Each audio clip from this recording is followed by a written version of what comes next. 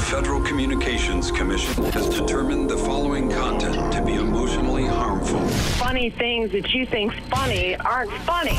Give me cocks all the time. I want cocks all over me. The Alan Cox Show kicks ass, man. Welcome. Show me what you got. You're not going to see a lot of cocks on TV. Alan Cox from the Alan Cox Show. I don't know what it's about you, but I can't even stand your voice. I think you're the biggest asshole alive. It's going to be a great show. Let's kick it.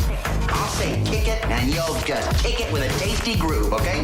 1, 2, 3, kick it. Kick it. Come on. God damn it. Could you one time kick it? What the? Alan Cox. Here we go. He'll ad-lib. He'll be fine. It's the Alan Cox Show on 100.7 WMMS.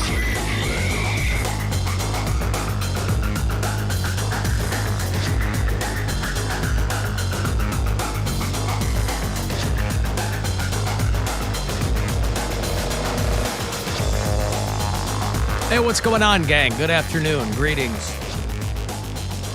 Hi there. Welcome. My name's Alan Cox. Thank you for being here. You just heard it, but I'll say it again to welcome you once more. Say hi to Bill Squire. He's right over there. Hey, creepy hugs, everyone. Thanks for listening to and watching this episode of the Alan Cox Show. Don't forget to like, subscribe, and share a cold one with the boys. There's Mary Santora. Hello. And Doing a little Kermit there. Yeah. And Poundcake is back in Studio G. Afternoon, white people. It's an exciting day. We're all here. It's people are waiting with bated breath I almost called off today. to see what kind of weather was going to. Oh, you did? How come? What happened? To celebrate, I won a round of Fall Guys What is that? on the Switch. What is that? It's a game. Where you play Lee Majors as a stuntman? I wish. No, it's just a dumb game where you're like these little bean-like men that have to run to the end of an obstacle course, and it's for children, and I love it. And I finally won a round. Like I was the number one overall winner in this round of like 60 people. I was tops, and I felt very accomplished. And I was like, you know what? This is a rare day for me. I've been playing this game for almost 2 weeks. I should celebrate, but I know that the show must go on. Well, I decided to come in. I just looked this up. This is a kid's game. It's all pinks and blues. And It's this really is the fun, game you though. were playing, Fall Guys? Yeah, it's a really fun game. It's And just you've a been simple playing game. it for 2 weeks. Maybe like 3 weeks or so, but I've been playing it for a few weeks. And how... And you play it online with other people, and like so I'll play with like my girlfriend and my brother on Switch and stuff. And how long at a clip? 20 minutes. 20 minutes at a clip. Yeah. And this is the thing where 20 minutes, 30 minutes. Like you play online with other kids? Other people, yeah. It's not all just kids. Well, this is very clearly a kid's game. Well, that's You're fine. going to run into the kids on this thing. Right, but I don't Doesn't talk make you to a little anybody, nervous? Yeah, and I make you a don't. little nervous? I don't know anybody's name or anything on there other than the people that I actually know, because I'm not interacting with them. I'm just playing a game, just trying to get to the end of the obstacle course. Right. And it's really fun. A single guy at home doesn't have to chase any kids around. Mary and I are chasing kids around. So many kids. And you're playing a children's game. I've done my time, man. Still. He's The kids retired. have been He is chased. retired. He's The done, kids, yeah. they're old now. I know. They're in their 20s. I get it, but man. And they play this game with me. I should send Your them older an kids invite. play this game with you? They haven't yet, but if I invited them, they would. They wouldn't go, why are you playing this? It's Ew, just fun. Dad. It's just a simple, How fun did you game. How did you get onto this? My girlfriend got me into it. How did she get onto it? From her friend. Because there's all kinds on Steam's got all kinds of like awesome sci-fi games and like Call of Duty I like and a like simple really, game. I like, really cool. If I had the time and the inclination, I'd love to be playing. but that's the beauty those of this sci-fi game. games. Is those sci-fi games are time consuming. Yeah. This is a simple game where you can just jump in and you don't have to have the highest skill level because you're basically just jumping and diving. And so it's 2 buttons to hit, and I can, figure it out quickly, and I can play it for a few minutes every day and have some fun. Perfect. It's a very fun game. All right. Well, I believe you. That's the first I've heard of it, but I believe you. You I got a mean, Switch? anybody chooses how long they play any game. Right. And usually we'll like play a few minutes at night or a few minutes in the morning. So we don't play, it's not like I'm playing this for like hours and hours on end. That was my question. Yeah. Like, are you sitting there like playing this? Listen, I understand games of any stripe can be really addictive and the time can fly by. And then you go, oh my God, I've been playing this since 4 a.m. But well, good for you. That is, by the way, my comments are pure jealousy on my part. They have nothing to do. They have nothing to do with the game. They have nothing to do.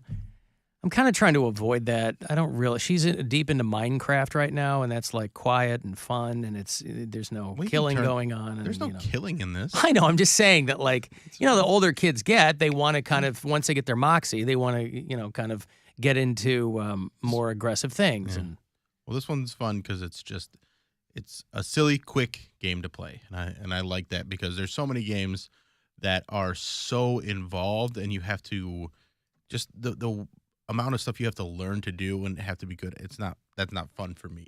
I like a quick. I can jump into this game, play a couple rounds, and then turn it off. Okay, that's fun. I'm not on Steam at all, so I don't have. Well, it's not even on Steam. This is on. I thought you said it was on Steam. No, it's on Switch. Oh, I'm sorry, Switch. Yeah. Oh, I was thinking it was on Steam. It's not just on Switch. It's on. You can play with people that, because it's an online game, you can sign in with any account and then play against people, whether they're using a Switch or a PlayStation or an Xbox or whatever, and that's a fun aspect of it too. Well, we have had that conversation at Casa Cox. Should we get a Nintendo Switch? And so far, we haven't. You should. Well, Switch is good. I just don't have the time for that. You know what I mean? And it's like, and when I do, I don't know that I want to be sitting there playing video games with my kid. I'd rather do other things with it. But there's a lot of fun games that you could play. I know. Well, that's especially with the Switch. That's what the conversation is when we have it. Learning games. Yeah. Well, there's learning games, but there's also like physical games where you can like stand up and move around because it's got the dongles that you can wave around. You mean exercise? Because we don't have a Switch now, and we can do that. You can do it with the game too.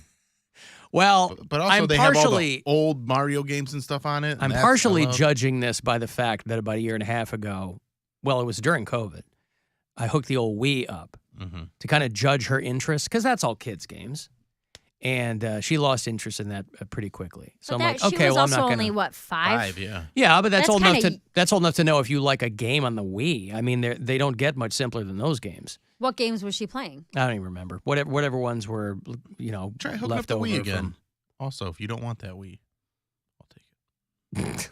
We're not a video game house. We don't have any. Well, every time I've tried over the years, I'm like, I just don't have time, and I just, I bought an Xbox years ago when my son was younger because he was playing games. I'm like, well, we'll play games together. I'll get a headset and we'll play together.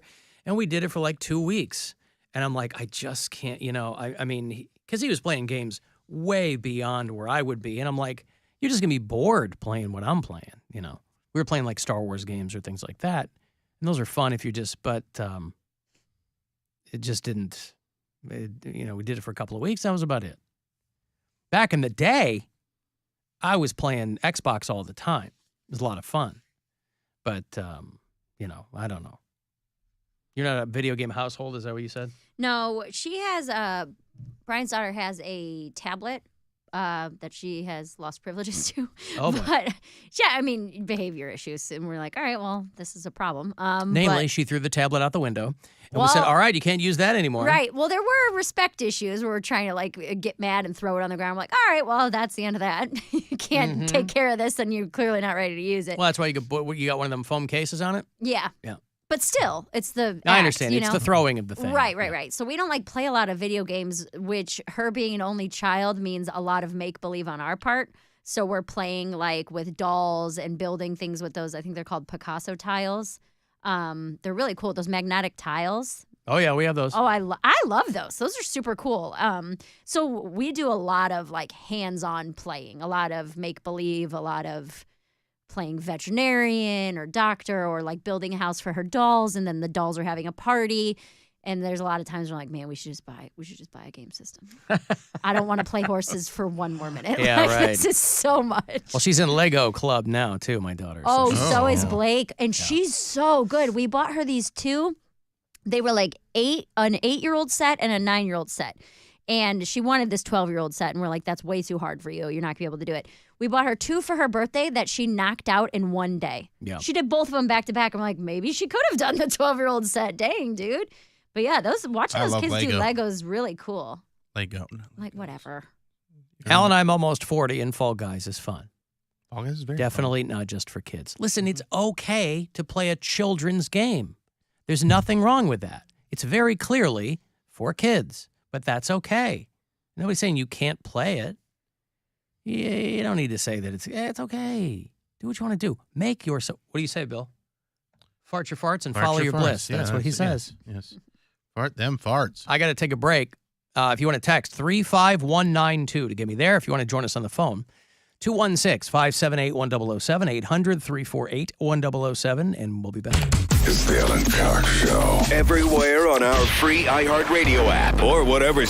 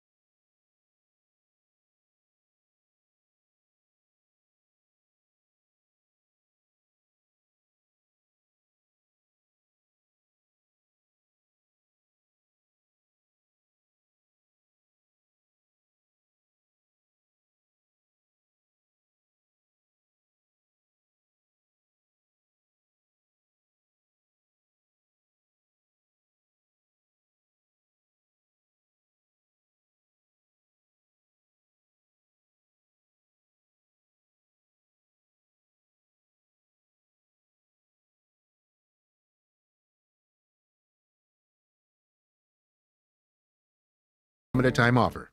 From the Mazda of Kent studios. This is 100.7 WMMS. Check out the all-new Mazda of Kent. MazdaofKent.com. Fully intending to claim the title, Mistake by the Lake, for ourselves. The Alan Cox Show. On 100.7 WMMS.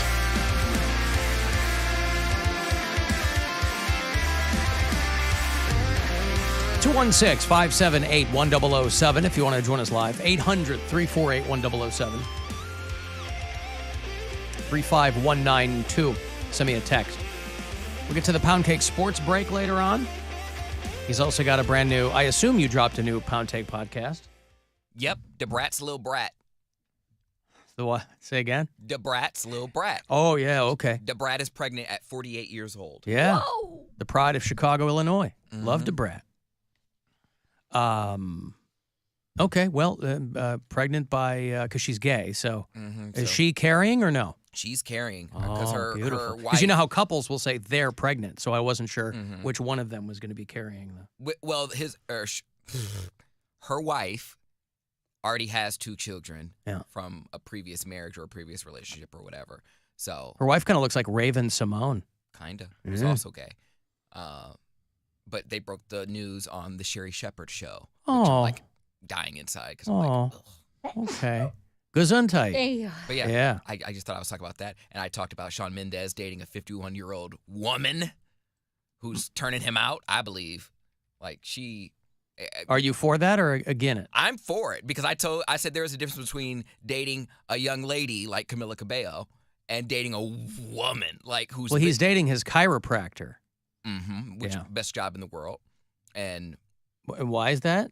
You mean to be his chiropractor? Exactly. Oh, not just a chiropractor. Best job in the world. Right. Chiropractor to the celebrities. Well, you figure she's had her hands all over his body, right? She's adjusted his lumbar region on numerous occasions, you know.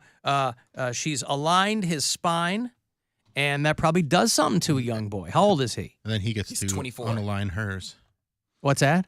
He gets to unalign her spine. It's a circle of influence. He blows her back out, and then she has a colleague reset it, and then I think so she's twice his age, is what you're saying. Yeah, I think she's teaching him everything. That's what I'm saying. That's the difference between him dating Camilla, where I think he was the lead in that relationship, like he was supposed to be like the alpha. But this one, she's like a woman, and she's like, "Let me teach you a few things, boy." And what do you think she'll teach him? I mean, he's a 24-year-old global superstar. Yeah, he's a superstar. I imagine he's gotten it in on a few occasions. I mean, you know, what will she teach him? She's giving him cred and she's giving him edge because before he didn't have edge. No one looked at Shawn Mendes and said, a 51-year-old woman is giving him cred. Yes, because she's a hot 51-year-old woman. Have you seen her? Yeah, of course. But I mean, she's still twice his age. Yes, but there's Camila Cabello is no slouch. It's not that she wasn't pretty, but she was a young lady. She doesn't have the same life experience. This woman is taking him. Just look at the paparazzi pictures of him. Like, I can't help but laugh when I see him because all I think about is she is slaying this young man.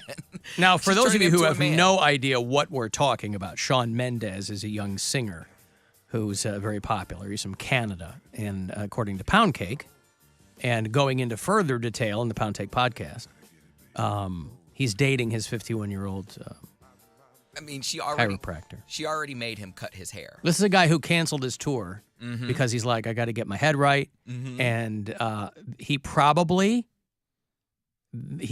going to this chiropractor for a while. She probably said, you know, I'm feeling a lot of stress and a lot of tension in your muscles. You know, when she was rubbing him down. Who knows if she toured with him? And so they have history, and that goes a long way. And clearly, he needs a mother figure. That's what it is. He has a mother figure. His mom's not dead. I didn't say she was dead. But he needs a mother figure because a lot of guys got a mommy complex. And you don't date a woman twice your age if you don't have a mommy complex. And so he's working that out. And there's nothing wrong with that. He lives in Toronto, so she's probably Canadian. So she probably I think he does. So she probably knows a couple of things, you know. They teach chiropractors in Canada things they don't teach them down here, you know. What I think it is he is now at the point of in his career where he's gone as high as he can go, being the same old Shawn Mendes that we know. We know, like, his last album didn't sell as well as they thought it would. His tour, he said he canceled it due to mental health reasons, but the tickets weren't really selling. I think you're overcomplicating it. I don't know. I think this guy, he's got a mommy complex. There were gay rumors for a while, so he goes, I'll show you how not gay I am. I'm dating somebody because oh, wait. And then he goes into it. I'm dating somebody who looks like my mom. That's how straight my head is on. I think because people compare him and Justin Bieber together a lot. And because they're both Canadian? They're both Canadian. They both are like teen heartthrobs. They have kind of the same fan base. But Justin Bieber... neither of them are teens. They were, though. They were. They were? Yeah. Oh, my God. You mean at one point they were? Mm-hmm. I'm just saying Justin Bieber made it on YouTube, and Shawn Mendes was Vine when Vine was a thing. So he needs to attract older women, a fan base. And I think this is the way to you do think it. that this is This all is all strategic? calculated. Yes. This is entirely strategic. Yes. Because there are a lot of different ways you could go about it that stop short of dating your 51-year-old chiropractor. Yeah, there are. Justin Bieber did it. He was drag racing. He got arrested. He got a bunch of tattoos. I mean, he was naked. But all, that didn't all over add the internet. any fans for him. Yes, it did. It got Who? him. It was smeared all over the internet. What do you mean? The older tattoo moms, Duh. Bill. But That's who got he's into more- him. he's The edgy. drag racing, edgy tattoo moms. No, that just kept his fans around. That didn't, like, nobody's like, I'm finally into Justin Bieber. No, it made him more edgy. He got rid of the whole, Justin Bieber hair thing. the Right, baby, but baby, that's what baby. you do to show that you're not a kid anymore. So what does Shawn Mendes do to show he's not a kid anymore? He's just doing, he's living his life.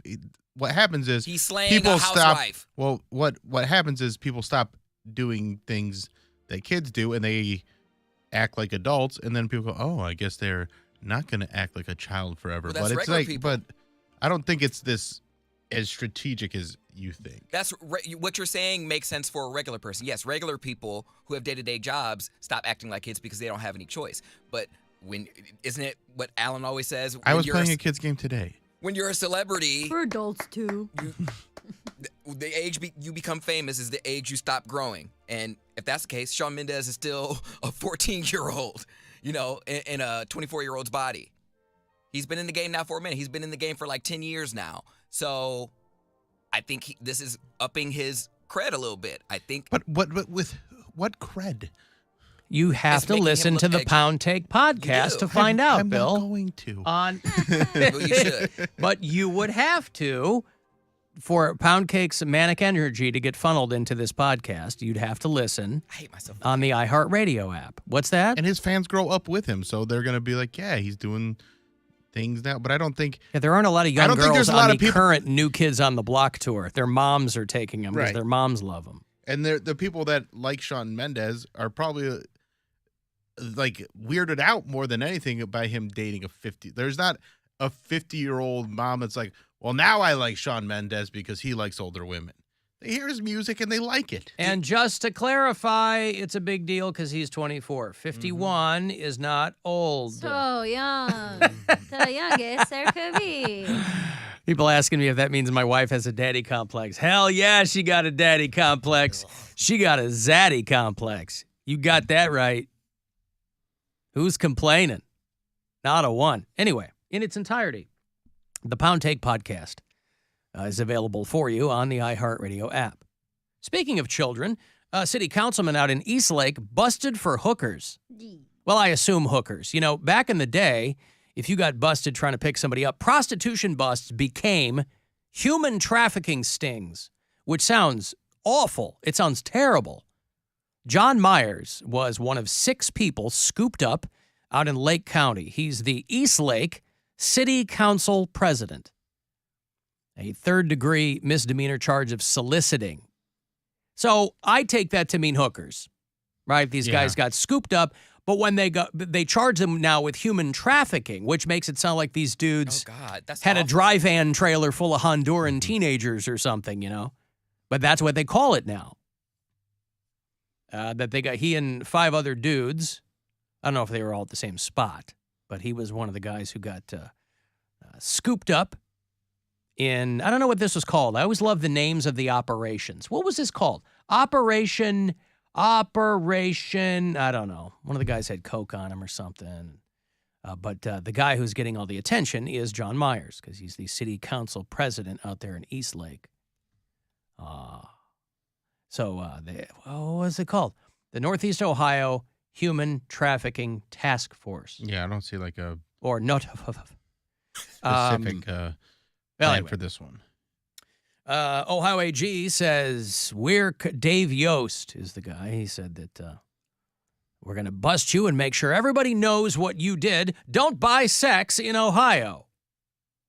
Take that. People who want to buy sex in Ohio. Of course, Dave Yost is also the guy who said that story about that 10-year-old Ohio rape victim who had to go to Indiana for an abortion. He said that was all made up.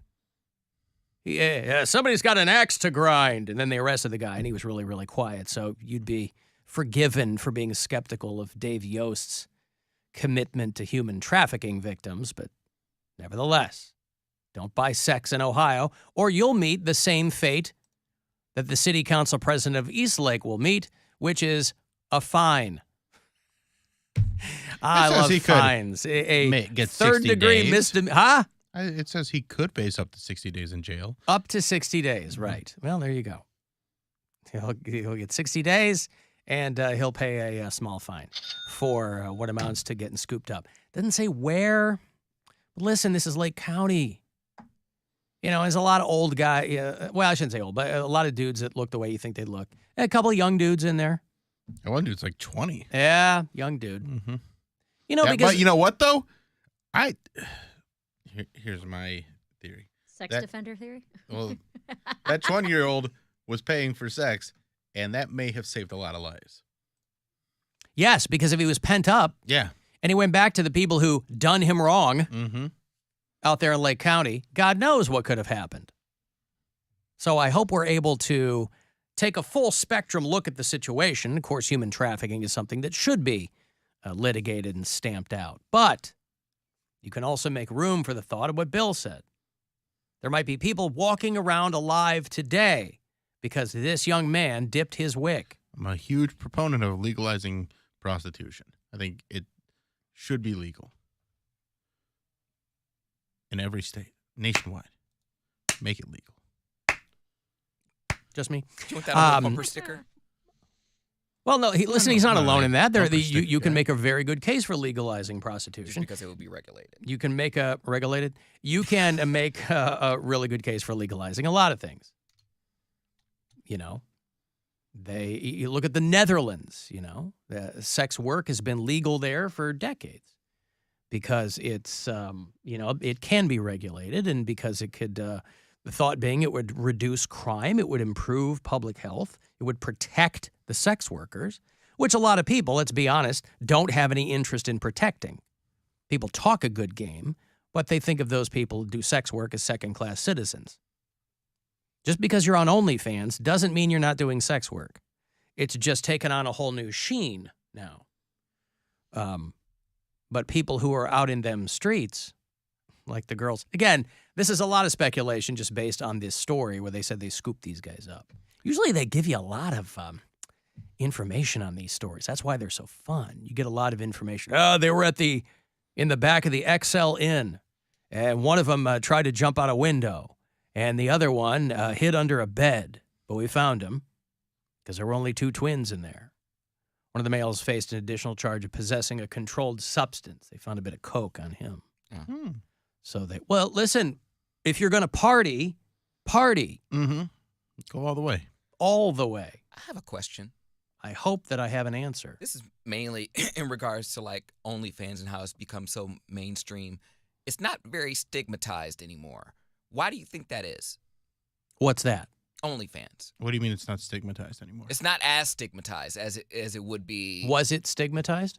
Well, it's considered, that would be considered pornography. Like, well, the more normalized anything becomes. I mean, because people have been camming for years, and it was like always like a dark secret. But people can be out, say, out and proudly, I have an OnlyFans. Yeah, but people are still getting fired if the school finds out and things like that. I mean, it's not Still people that it's not like, without stigma. I mean, oh, it's- your dad must be so proud. But I think it's like the same thing. Like when I was a kid, my mom always told me about like tattoos. Like you don't want to get too many tattoos because you're not gonna be able to get a job one day. And now I'm looking at my boss who's like tatted up, got sleeves. So maybe, well, it depends on what kind of job you want to get. Poundcake's got a corporate job. No, I understand, but I mean, it's a job that he does at home, right? I mean, Only just now. recently. Yeah, only I mean, recently. right, but I'm just saying. I mean, you walk into put a suit on and then walk into But I think that's an investment firm with a neck tattoo and see how they treat you. I think if you're, I think neck that is tattoo way will less be of a different. big deal, and I think Poundcake's agree. kind of right about that. Where there's He might plenty be. of places like if you're doing your job well, you have They a don't neck tattoo. care. They're like, whatever, you're getting the job done. I was gonna say, I think it really is. The saying has been around forever, but it's so hard to find good help these days.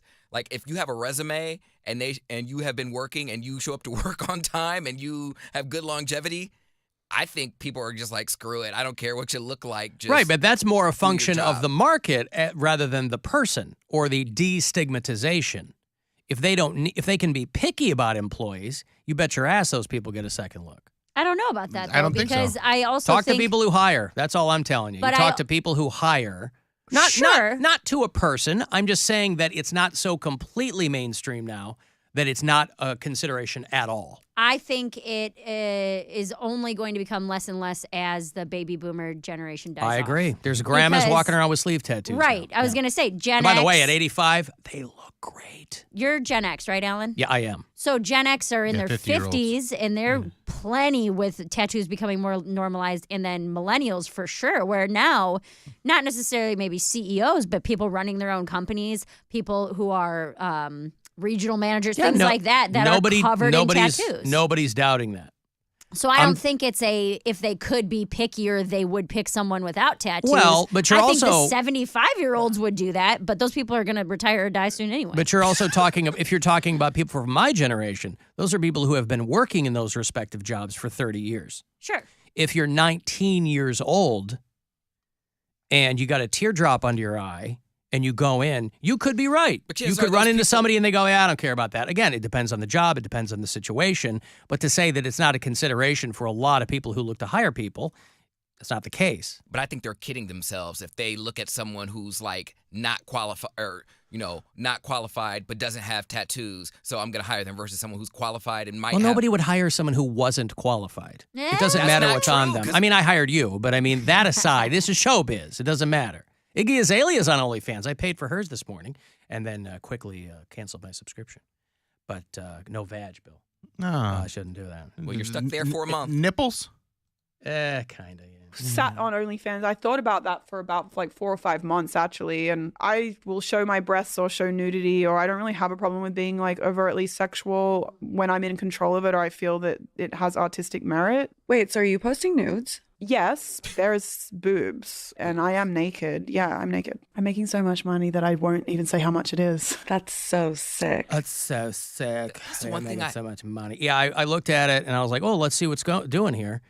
It's a lot of her like tongue in a cherry or putting her finger in her mouth or, boobs in the tub. But not even that. Like she's got just a thin bra and I'm like, eh. That's the one thing I hate about OnlyFans is like I subscribe because I'm really excited about the content, and then when I see the content, I'm like, ugh, I want you to be gone right. Like Well, you can, unsubscribe, but unsubscribe right away. Like, But I want you to be gone right now, and it's like you paid for it, so you got it for 28 days or 30 days or whatever.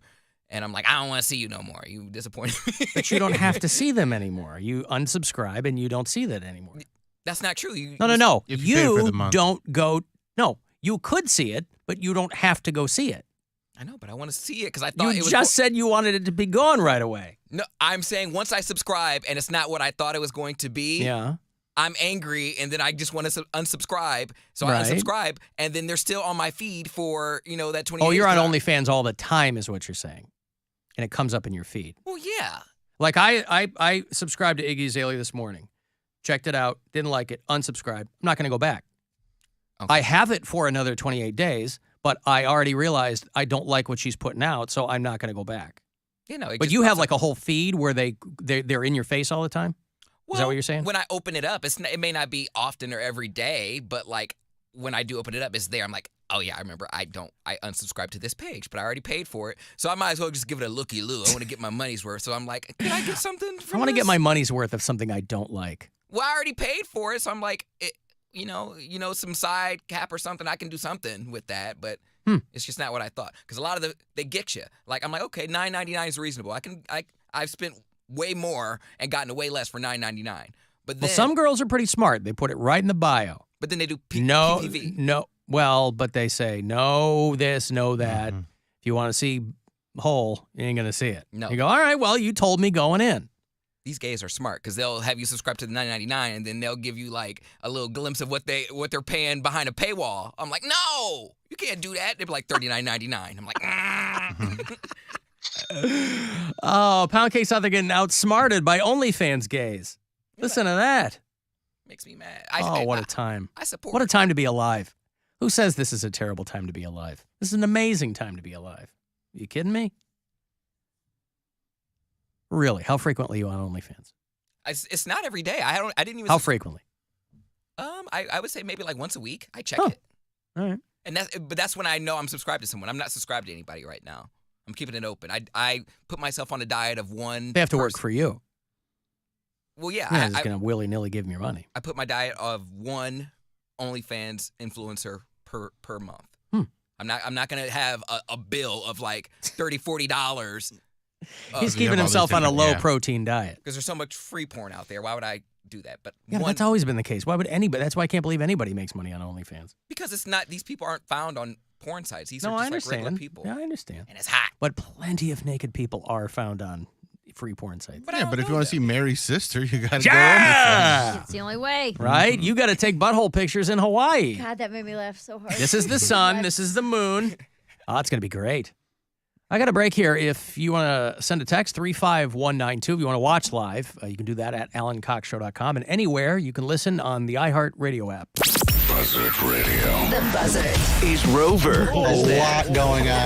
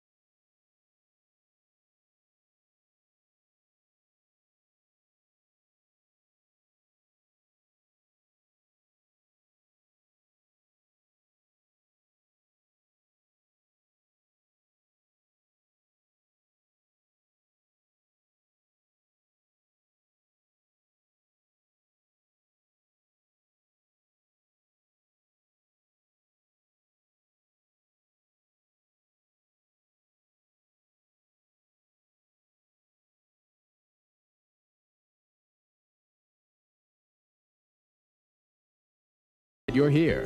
If you need assistance or just have a question, our associates will be glad to help you anytime. Call the Alan Cox Show, 216-578-1007 or 1-800-348-1007.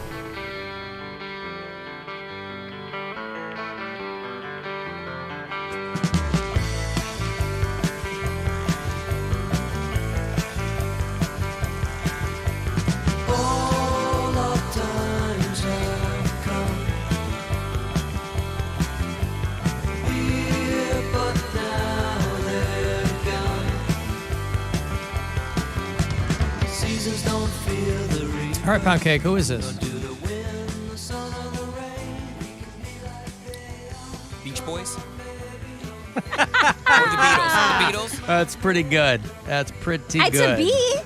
He It said is a Beach B. Boys and then Beatles. It does start with a B. It is a B. Billy Joel? They're from Long Island. Billy Joel. No, it's not Billy Joel. From Long Island. He's not going to remember. Anybody this watch one. Jeopardy? No. Oh, really? No? You don't ever catch Jeopardy and Once in have a fun watch? I was watching it more when it was more like a lockdown. But Alex I watched Trebek? it in a Oh, minute. you didn't care who the host was? Who is this, Poundcake, singing this song? The song is called, I'll give you a hint, it's called Don't Fear the Reaper. It was a very, very famous Saturday Night Live sketch. That really won't clue you in as to who the band is unless you were paying very close attention. But And it starts with a B? it starts with a B. It's a It is color. it is a 3-word band name. The first word is a color. What is a color that begins with B? So it's either black or blue. Okay. Okay. A 3-word band name. The next is a mollusk. A mollusk? What is that? I knew that what wouldn't be a is clue for that? him. A shellfish. Black fish blues. I don't know. Blackfish Blues. Do you think a fish is a shellfish? a mollusk? Or a mollusk. mollusk? I don't know what a mollusk is. And She then I just like that told he you. also just used the other color for the final word. Right. Blackfish Blues is what he said. The band is called Blue Oyster Cult. Oh, please. I never would have. I know. I just like to know where your head goes. I like to know what you come up with. And when you say the Beatles, I just like I always generate the mental image in my head of everyone listening, screaming at whatever speaker the sound is coming out of. And that is what I enjoy so much. They had a handful of hits. They had Godzilla. They had Burnin' For You. But I'm always partial to Don't Fear the Reaper, a song about teen suicide that became a hit. No, I like Jeopardy. I don't see it all the time, but it is funny, you know, when Alex Trebek died and they were like, oh, who are they going to get to replace him? I thought that they would grab Ken Jennings because he was a champion on that show for a long, long time. And he's good on TV. He's hosted other game shows already. Well, he's gotten better. He's clearly had some media training. I mean, he's gotten a lot better on television, but people were like, no, they're going to have to get some name. I'm like, they don't need a name for Jeopardy. They need someone that audience knows, and they know Ken Jennings. Well, somewhere along the line, because I guess they were doing like daytime, nighttime, whatever, I don't know. They threw Mayim Bialik into the mix, the girl that played Blossom a long time ago. She had a bit of a career resurgence when she was on The Big Bang Theory. But I think she has so much personal baggage around her that people feel very, very, and I don't know why, because she seems nice enough, they are very put off by Mayim Bialik. And so they do these Q ratings for people in entertainment, which is basically the audience's awareness of you. Your Q rating is how aware they are of you, and then they can do more granular things as to how much you're liked, disliked, blah, blah, blah. Almost universal dislike for Mayim Bialik among Jeopardy fans. And so, because they were like, well, the two of them will split the duties and, you know. Because Mayim Bialik in real life is a very, she has like a PhD in biochemistry or something. She's an intelligent woman. But she also like breastfeeds her kids until they're 17. She's like super granola. I don't know. And she kind of has this off-putting vibe. I'm not picking up on it, but I guess Jeopardy fans cannot stand Mayim Bialik. And because they think she treats the game, one thing you got to know about Jeopardy fans, they're deadly serious about that game. And so if you don't treat it with the reverence that an Alex Trebek or a Ken Jennings did or does, because Ken Jennings was just a Trebek acolyte. He learned everything he knew from Alex Trebek. Mayim Bialik comes in, she's kind of like, hey, what's up? Let's do, hey, I'm smart. But she's kind of got, but I guess that audience does not like her. So now the company that produces this show has to figure out what the hell they're going to do, because they're like, we can't have somebody on there that the audience, we can't have people turning it on if they see her hosting it. And yeah, Ken Jennings, I mean, speech impediment and all, he's a much better host on that show than they had some guest hosts for a while. But, and again, I'm a casual Jeopardy viewer. It's usually on when I get home. Hello? What is that? What am I hearing? No. Sorry, my phone just started playing music. That's like weird. I don't even know what music that is. Sorry. Poundcake? Who was the band playing Mary's phone music right there? It starts with a B. Blue Oyster Cult. Beach Boys? What'd you call them? Blue Oyster Cult. He remembered? He did. Well, we just mentioned it. Sometimes he doesn't always remember, though. Right. Well, okay. Next week, we have to bring it up again and see if he has it then. That's when we really contest it. End of today's show. Yeah. I won't even wait that long. So, yeah, I guess, I don't know. This poor Mayim Bialik, she can't get anything going. Because I think she got so much heat when she was a kid, when she played Blossom. And then she was in the movie Beaches. She played a young Bette Midler. And so those were like her big high-profile roles. And then she just ducked out. She dipped the F out and was like, screw this. I'm going to go to school. I'm going to get some degrees. And then she started having kids and blah, blah, blah. Well, then the Big Bang Theory blew up, and I guess they brought her back to play one of the girlfriends. And she had a career resurgence with that. But as far as Jeopardy goes, boy, they do not like her. They're very salty about Mayim Bialik. It's time to just let the IBM bot be the host. You think so? I mean, Chat we play GPT. We'll play Jeopardy on our Alexa from time to time. Well, how do you do that? You just say, Alexa, let's play Jeopardy. Oh, and yeah? then they'll ask you like a couple, you do like 3 or 4 questions. It's not that long, but you can play it every day. Does she chastise you if you get it wrong? Mm-hmm. Is it in Mayim Bialik's voice? You idiot! No, it's Alexa's voice. It's in Alexa's voice. Mm-hmm. Okay. But I think the questions are asked by Mayim Bialik or Ken Jennings. This popular genre, this 6-letter genre, this genre. The genre. Yeah, okay. Well, maybe I'll do that when I get home. I'll plug in my Alexas, and I will, maybe I'll do that.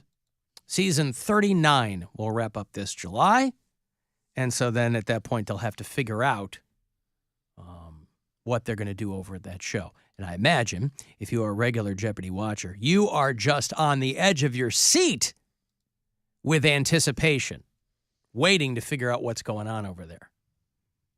I guess they're really pissed because some guy who won a bunch of money went on TikTok talking about what a joke Jeopardy is and all this. And like, people are like, bro, you just won a bunch of money over there. And he was making it seem like it was super easy. It might have been for him, but there are people that have gone on that show and just crap the bed. And that's going to suck too. Especially if you're on one of those impressionable groups of people, it's college week on Jeopardy. Yeah. You're not some 45-year-old librarian from, Salinas, Kansas. You go to Penn or whatever, and you got the dumb sweatshirt on, so everybody knows what school to root against and blah, blah, blah. But you're still kind of, you're young and you're on television and not for something cool, but for more of an accomplishment. That's got to be tough. My high school math teacher went on there, Jim Stevens. And How'd he do? He had like a 5-day run. Yeah. Where he won a couple days in a row, and he was like a super smart dude. He got all kinds of degrees and stuff and weird interests and like amateur sommelier and stuff like that. So like we always knew he was a really smart guy and obviously very talented when it comes to mathematics. But watching him just the vast knowledge, because I've seen this guy as like, oh, this is my calculus teacher. Right. You know what I mean? And then to see him just clean up in literally every category, like, dude, this is crazy.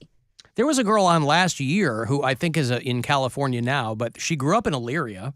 She went to Crestwood or something, and so they were like, from Elyria, Ohio. And it always makes me kind of perk up a little bit. The dude from Medina, The guy that was just on? It was on like last year. Or Matt something. Amodio. Matt Amodio, yeah. Like I knew his family. He had like a 38 game run. Yeah, right? he killed it. What? Give us a sample Jeopardy question. Yeah. I bet I can win. Oh, okay. Here, do you know what I've learned though? Is if you're playing at home, here's a little insider information. If you're playing at home, like you're watching with a friend or whatever, answer. Watch yesterday's episode. No, answer everything with confidence. So even if you don't know what it is, you like might Kramer. get it right. Yeah. You might get it right. Here come the judge. Yeah, but that's your forte is answering things with utter confidence Even if that you may or have may not be no true. idea. You got to get on Jeopardy. So they ask a question and you're just like the Magna Carta, and it pops up, and I'm like, right? I know. What is the Magna Carta? Yeah, what is the can I Magna say? Carta? I think the Magna Carta. Jay-Z and Justin Timberlake album, 2016. That's the answer. That's not a wrong answer. Right. The Magna Carta is in a document.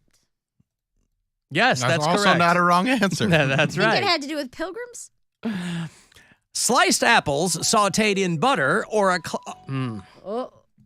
Start over. Ahem. Take two. Your audition is not going great. No, for host, not even 0 contestant. Q points or whatever they're That's called. right. Yeah, my Q score. -8. Sliced apples sautéed in butter are a classic filling for these French pancakes. What are crepes? Correct. Oh, keep giving me breakfast questions. All the breakfast questions that you could possibly answer. Well, let me go into, I'll take food and drink for 200, Alan. Many a French meal ends with a dry red wine served with this blue-veined treat, the cheese of kings and popes. What is blue cheese? What's the answer? I don't see the answer. I don't see. What? How do I not have Because the answer? I'm on some weirdo. I'll give it to you. Judges, yes, I'll give it to you. Yes. We gave two different answers. I don't. Wait, hold on. Bill said brie, I said blue cheese, and you. Oh, gave this it- is all screwy. Okay, I'm sorry. Hold on. Let me do this again here. I didn't realize the way that this website was set up here. It's got like the answer before the question or something, okay? Many a French meal ends with a dry red wine served with this you wanna switch answers? blue-veined treat, What is the blue cheese of kings and popes. I'll say brie. Gorgonzola. I'm sorry, what is Roquefort? Oh, Roquefort. Is what we were looking You know how for. Kings are. I was Roquefort. like, give me that Roquefort. Uh-huh. All right, give us another one. This chilled leek-in potato soup is traditionally topped with chopped chives. Chilled leek and potato Chilled soup. leek and potato soup is traditionally topped with chopped chives. I don't know this one. It is a French soup. Why is this all? Is this French cuisine? I don't think so. That's It's all purely French, yeah. That's purely coincidence. Vichyssoise was the answer we were looking for. I'm sorry, vichyssoise. I thought Vichyssoise was a jazz musician. Could be, honestly. Blind Lemon He's Johnson. yeah, Vichyssoise. Vichyssoise. Regular on the Colgate Comedy Hour. Yeah. Brought to you by Borax. Theaters, plays, and folklore. Yeah, sure. Do you want sports? No. Do you Sports. want No. animals? But it's still going to be something Animals. ridiculous Animals. sports-wise. All right, animals. Animals? Animals. It's going to be tough. Yeah, Okay, it's gonna be let's like, what see. is the Latin name? Yeah, that's usually right. what it is. This phylum. Uh-huh. This genre. Let me get, I don't want to keep doing that dumb music. Let me, Give me a mollusk question. a mollusk I don't question? even think an oyster is a mollusk. Isn't it? Well, I I can't don't eat know. them because I'm allergic to them, and I'm allergic to shellfish. Unless it's like a mollusk is a type of shellfish. Yeah, I think I don't so. really know because I can't have Oyster scallops is a either. mollusk. It is a bivalve mollusk. Oh, there you go. Yes. So that's very progressive of it. Correct. Yeah, I know, right?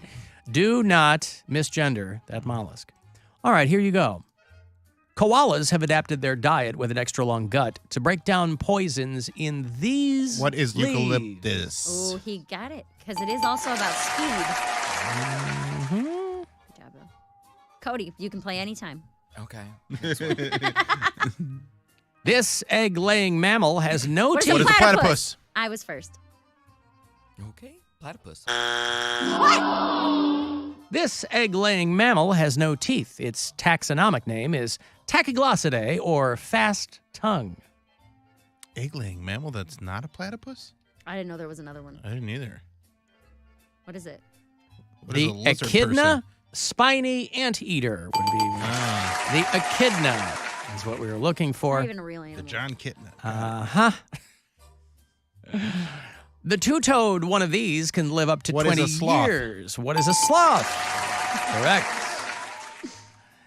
The kestrel is also known as this type of hawk, after the nice little bird it's looking around for. What is the chicken hawk?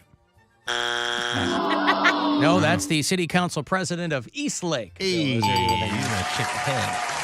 Sorry, we were looking for the sparrow hawk. No. That's what Sparrow we were looking for. Dumb. Yes. That's two birds. One stone. Sweden's only wild feline is this short-tailed cat that's able to bring down much larger animal like reindeer and roe deer. What is a lynx? A lynx is correct. I know my big cats, baby. You really do know your big cats. All right, geography. All right, now ask one about doodles so we can even things up. I can give you history. I feel like none of us are let's going do to know any history. Let's just see how Okay. dumb we are. Okay. These are the ones that you just take a swing at and answer with confidence. Yeah, sure. This- Why not? This is a category. Yep. The sixth. What is World War II? The Sixth Amendment grants the right to a speedy and public What is a trial? What is trial? No, you're out. You can't answer. Trial. What is trial? I can make a joke answer No, about you World War can't. II. If you were on the game, they would kick We're you not out. on the game. We I'm don't just have saying, we got to buzzers. play by the rules. Yeah, trial. He's out. Oh, I What got is that trial? one. I got that first. The president shall be this of the Army and Navy of the United What is States. commander-in-chief?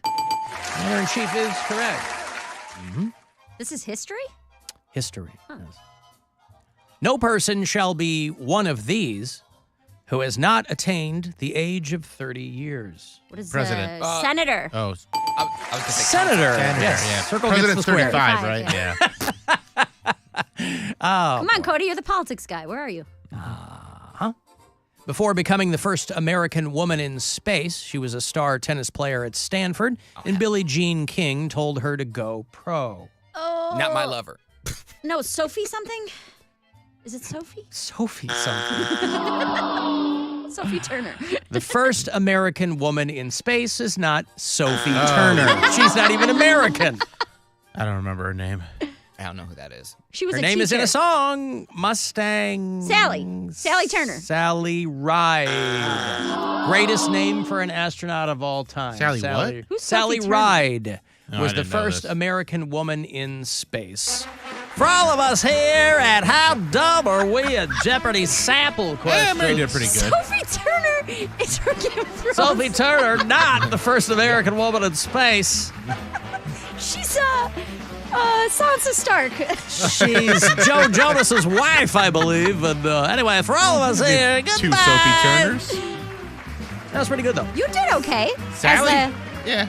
Sally is one of those names like, when's the last time you met anyone named Sally? That's Yeah, not. that's gone. That's like Pam. I've never met a Sally younger than me. no, my friend's mom's name is Sally. That's the only Sally. Like I I know. have an Aunt Sally, but I've never met a Sally that's like Is Sally short like for something? 30. Selena. Maybe it will come Salina. back as a name. Maybe Sally I don't know will if it come is. back. I think Sally might be done. Salcilia? Salcilia. Maybe. Salcilia. It is a Hebrew name, means princess. I mean, Jane So is Horse coming Princess back. Was the One of my best from the friends' name is song. Jane. We were Mary Jane together. Get it? no. Oh, good for you. It was a very funny joke in 7th grade when we were 12. Get it like weed. What? We never smoked. Oh, Mary Jane. Mary yeah. Jane. Good Right. for you. Yeah. It's not Jane Mary. No. The Prime Minister of. I've got to take a break. If you want to send a text, 35192, AlanCoxShow.com to watch, and we'll be back. It's the Alan Cox Show. On our free iHeartRadio app and your favorite smart device. Just tell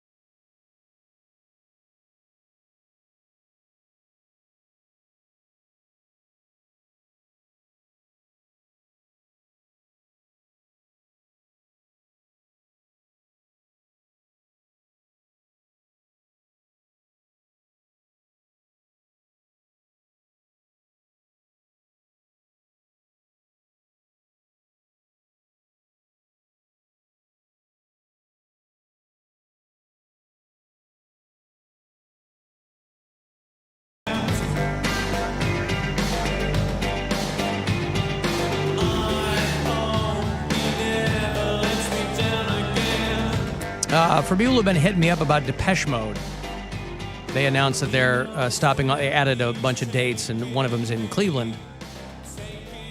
Tell me. You'll have tickets, and I will, next week. 5:20 all next week. Depeche Mode is playing the Romo Fijo on Friday night, November the 10th. I don't know when they go on sale. If they go on sale this week. I think they go on sale Friday.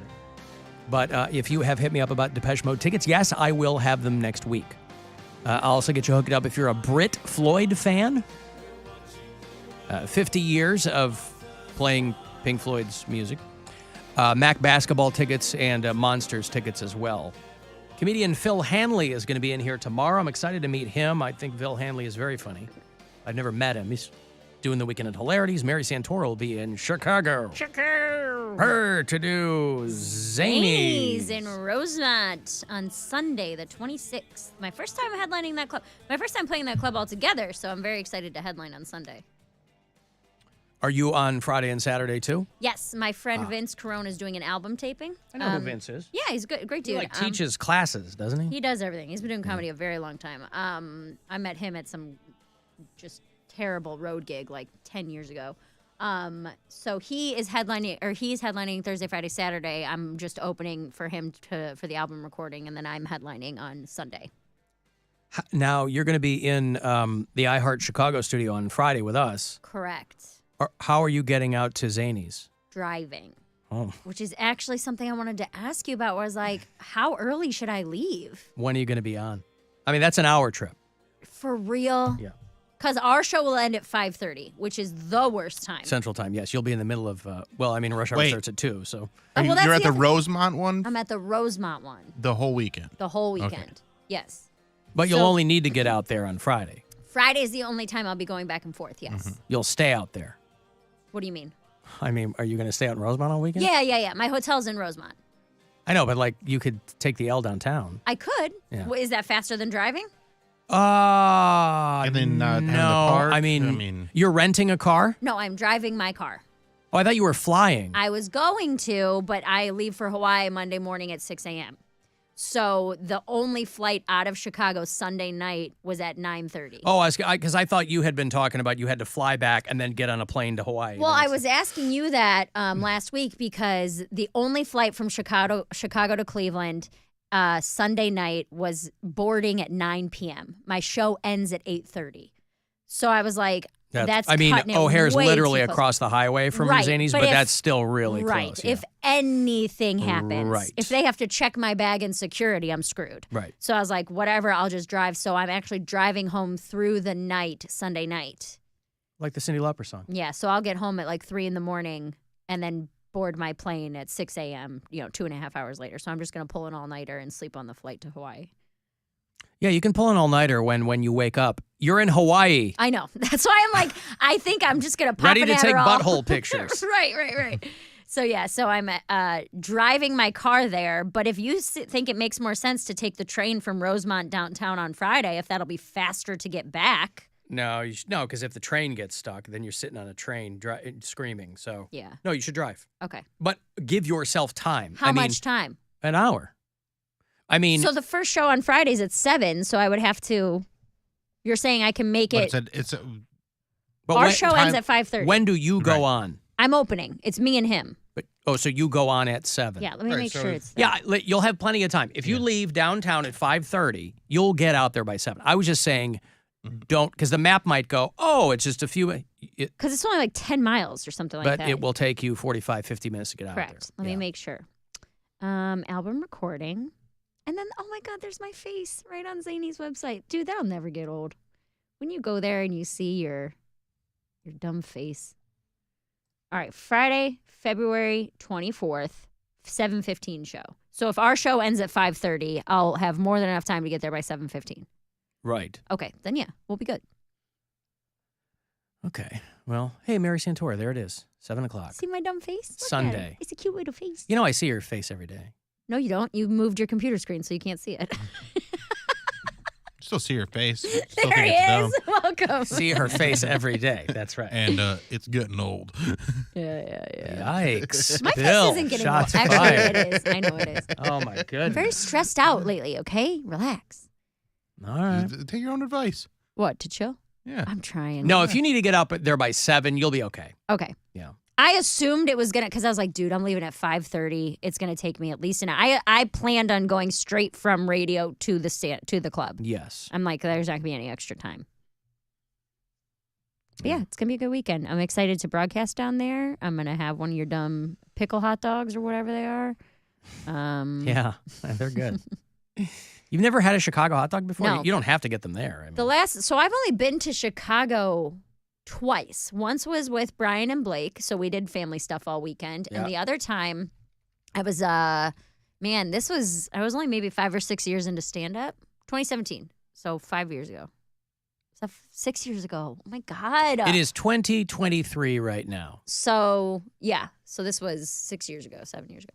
And I was kind of just running around doing open mics, and I was drunk the whole time. So I wasn't really doing any sightseeing stuff or anything like that. In Chicago, I was very drunk and mostly focused on making friends, and I did not eat a Chicago. You saw a lot of alleys that you were passing out in. Yes. Well, I didn't pass out in the alleys.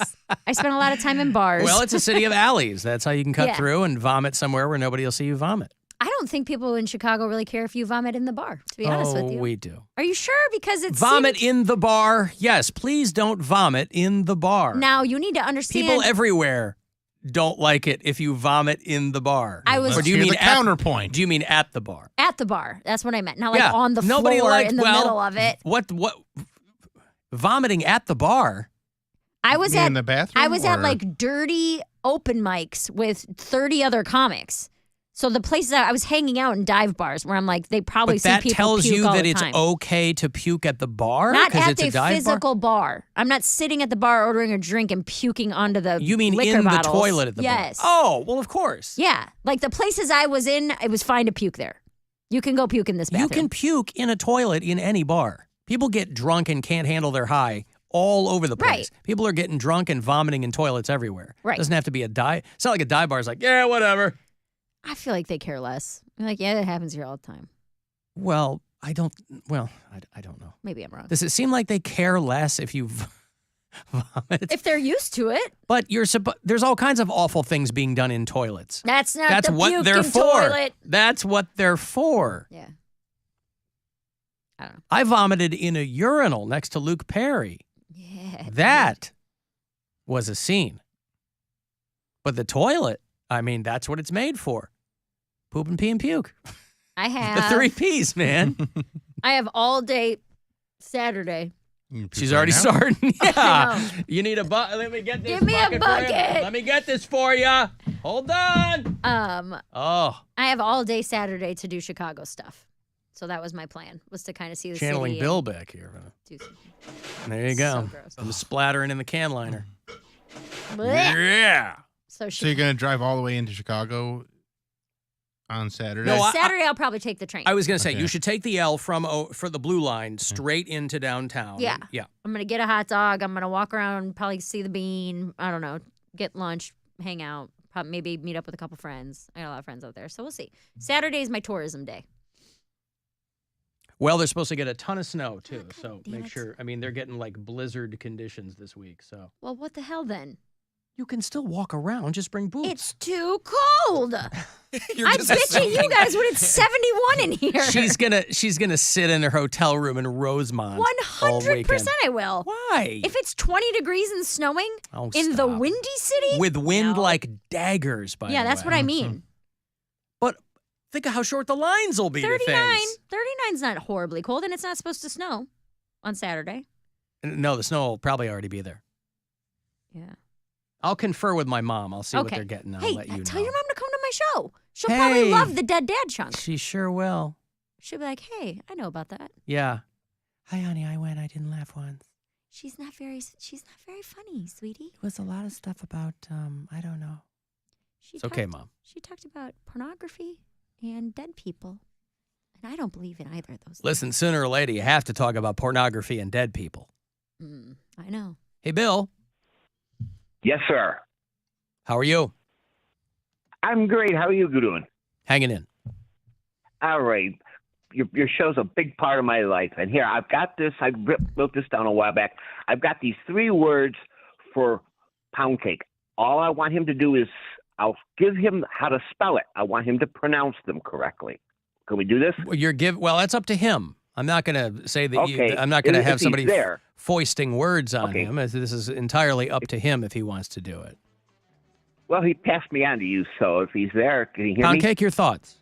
Go for it. Go for it, All right. Bill, is what Get your- Poundcake says. Get your pencil ready. Here, the first word is spelled Calliope. Pronounce that word. Calliope. What do you think, Alan? I mean, it's not Calliope. I mean, if that's what you Wanna get give him a hint or anything? yeah, take a couple cracks at it. Calliope.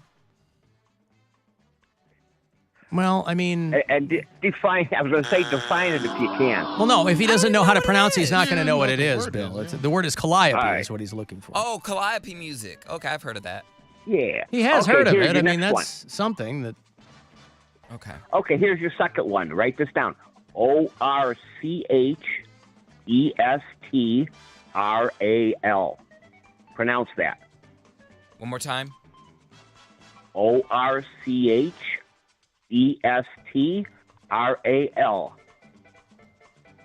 Orchestral.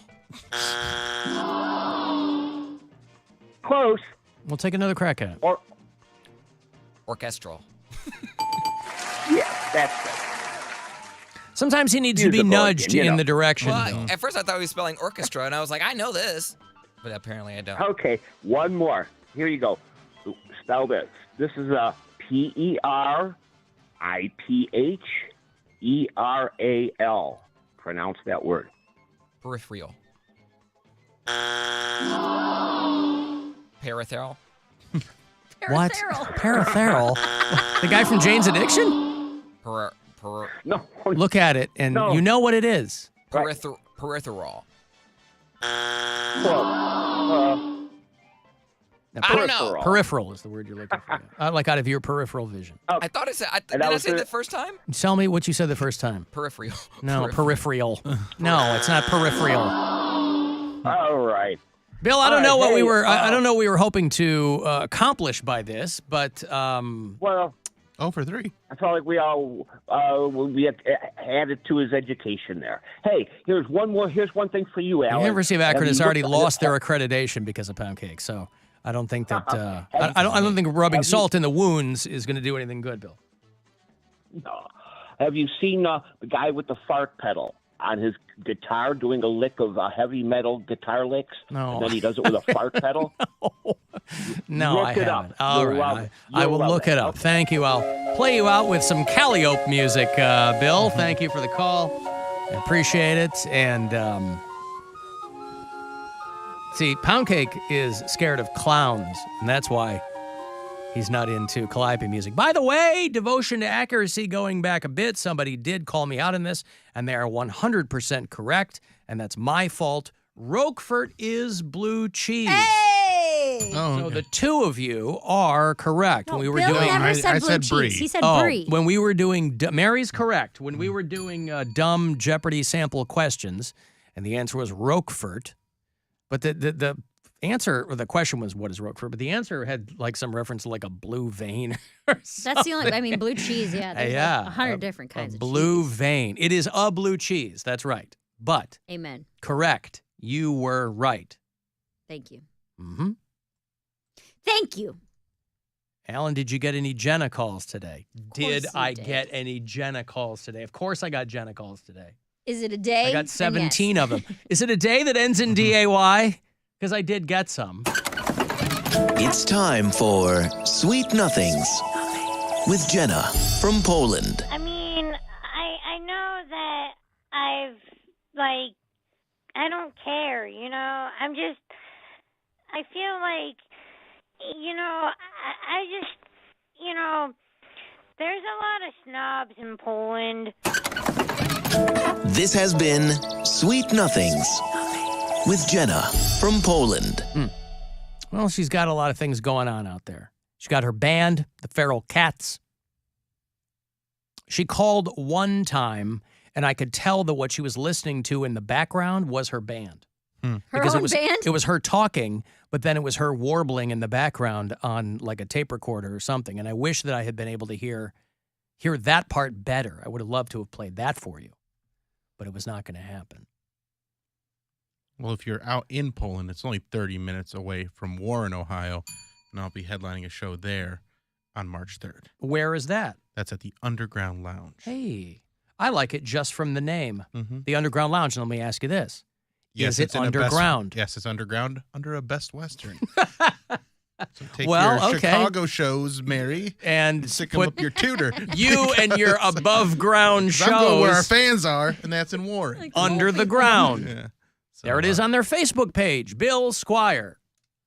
Enjoy a great night out. Load up on laughs and drinks.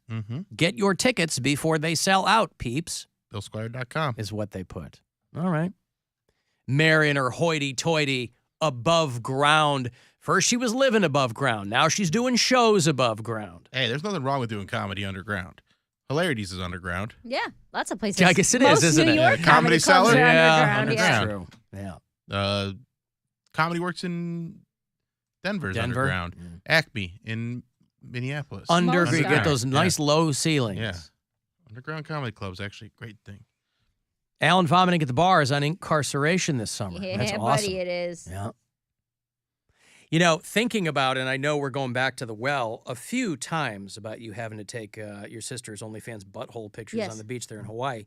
You do realize, however, that you're not going to get it on the first try. You don't know me. So, well, do You don't know how good I am at photographing. No, you're gonna Oh, you are correct. I do not know how good you are at taking beehole pics. You gotta get some safety shots. I You am can't just utterly take ignorant one. on that front. That's probably gonna be a 10-minute photo shoot at least. Well, her and I talked about it, and because she already asked me, our Can't older she set sister. up a tripod in the well, sand? yes, but then she she's could. gotta bring one. Which is more packing. What? And a a ring tiny light. tripod? Well, because you Oh, need a ring light? It's, A sting ring light? you know. Well, you want that natural lighting. Obviously. But she was clean butthole. Our older sister is kind of the three of us, she's definitely the most prude. And so she's like, I can never ask her to do this for me. So can you please just, it will be one day for a half hour. I just need you to take some pictures of me while I'm naked. I was like, whatever, dude. I mean, she's my sister. It's not like I've never seen her body before. Right. You know? This is just going Is she to bring gonna us charge closer, you? I guess. Or are you charging her? Well, You're doing this out of the goodness of your heart. I'm doing this. I've been a big promoter of her page. Yeah, you should get a cut. Well, she needs the money. She can keep it. It's fine. Yeah, If she blows up and becomes some huge porn star, then she can buy me a house or something. Right? That seems fair. She can, yes. I take pictures of your holes and you buy me a house. Hole for houses. That's Holes the for new, houses, yeah. yeah, take that, Habitat for Humanity. You got nothing on Jimmy Carter. This guy. All right, now. I don't believe you. I don't believe. I want you to make me believe. There you go. There you go. Pucker for me. Pucker. Gross. I am bringing my nice camera, though, the one that I record all my stand-up sets on. So I was like, babe, we're going to get this in HD. Yo. 4K. That's right. Some of our Chicago bureau chiefs pointing out that you can, in fact, take Amtrak but you got to go to Union Station then To do what? to take the train to O'Hare. I have You could take- 30 minutes, and I just don't think that's enough time. Like, if one thing goes wrong, I miss my flight See, and I'm that's- stuck. And that's- then I miss my flight to Hawaii as Well, well. no, I mean downtown to Rosemont. Oh, okay. You could take from Union Station to O'Hare. It's not going to drop you off in Rosemont. And they're I saying don't, that I don't would know be that faster? you can do that. I would take. Yeah, I don't know. I would drive. Just drive. Hey, all those... When you're going downtown for touristy stuff. That's when I have more time. Yeah.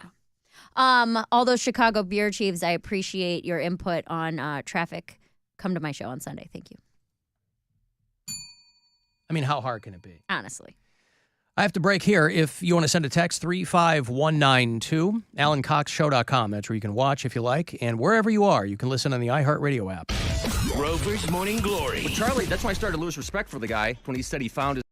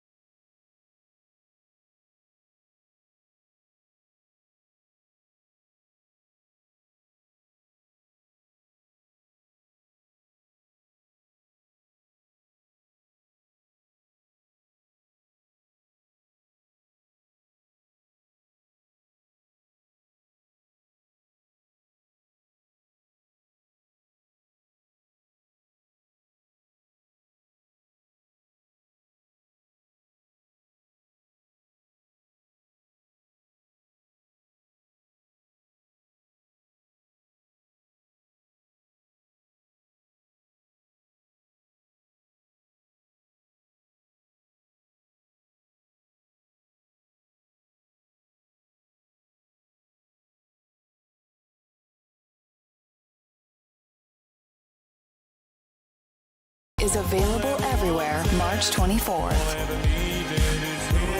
For more, visit DepecheMode.com. The Buzzard. The home of the Buzzard. The Buzzard. This is 100.7 WMMS. Cleveland. From the Mazda of Kent studios. This is 100.7 WMMS. Check out the all-new Mazda of Kent. MazdaofKent.com. Call the Alan Cox Show. Thanks for turning me on and allowing me to spend this time with you. I hope I can turn you on. 216-578-1007 or 1-800-348-1007.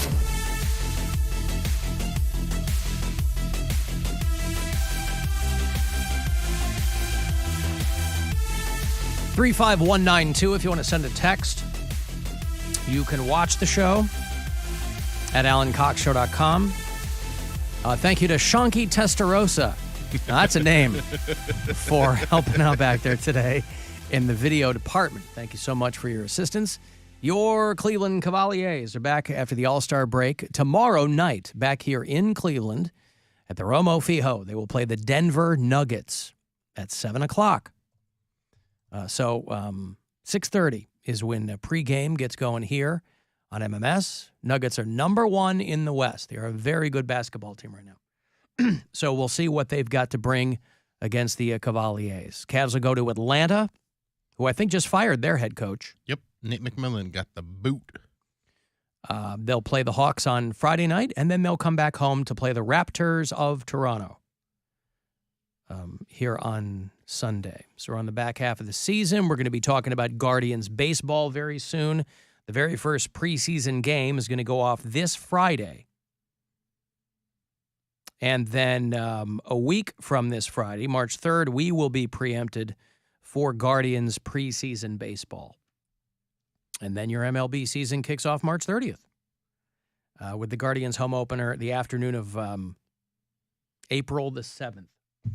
So as we move into baseball territory, keep that in mind. If you're shopping at all at CLE Clothing Company, you have a few days remaining in February, short month, but you can use the promo code HEARTTHROB. And that will give you 20% off whatever you buy, whether you do it in one of their stores, whether you do it online. Did we drop that St. Patty's Day shirt? I know. Okay. I personally did not drop it, so that's gonna be have to check with them. That's gonna be an online only thing, but keep your eyes peeled for that.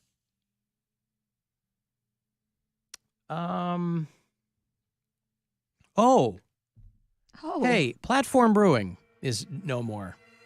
They got rid of all their employees. Platform Brewing, which made a place for itself there in Ohio City. They got bought a couple years ago. I think Anheuser-Busch bought them. But they did what they did for a while. I think they tried to expand, perhaps a bit too quickly. I'm sure COVID was not kind to them. But when we lived in Ohio City, we would pop over there every so often. Back in 2017, they did the MMS Rockin' Buzzard Brew. We did a show from there, didn't we? Yeah, we did. In Ohio City. Did a show from to launch the Rockin' Buzzard Brew over there at Platform Beer Company. They were on Lorraine Avenue there in Ohio City. I still have... I have my cans. My six-pack unopened. So I have a six-pack, and the one that they gave us a six-pack that was just water. Water, yeah. But over the summer, I was out of town, and apparently the room, so I have two rooms that have climate control, and then there's one where it doesn't. And I guess it got really hot in there, and those cans burst open. It got that hot where your cans popped? Yeah. Or were they on the radiator? No, they were just sitting on a shelf. Wow. And they popped open. It got that hot. It was one of those days where it was 100 degrees and it got really hot in that room. Oof. Yeah. But they were water. Yeah, they were just water. Yeah. So it was not that big of a deal, but I came home to a little bit of a mess. Understood. So anyway, RIP Platform Brewing. Whatever comes next for those guys, I don't know. But, of course, you'll recall 2017 when we did the Rockin' Buzzard Brew that it sold out immediately everywhere it was available.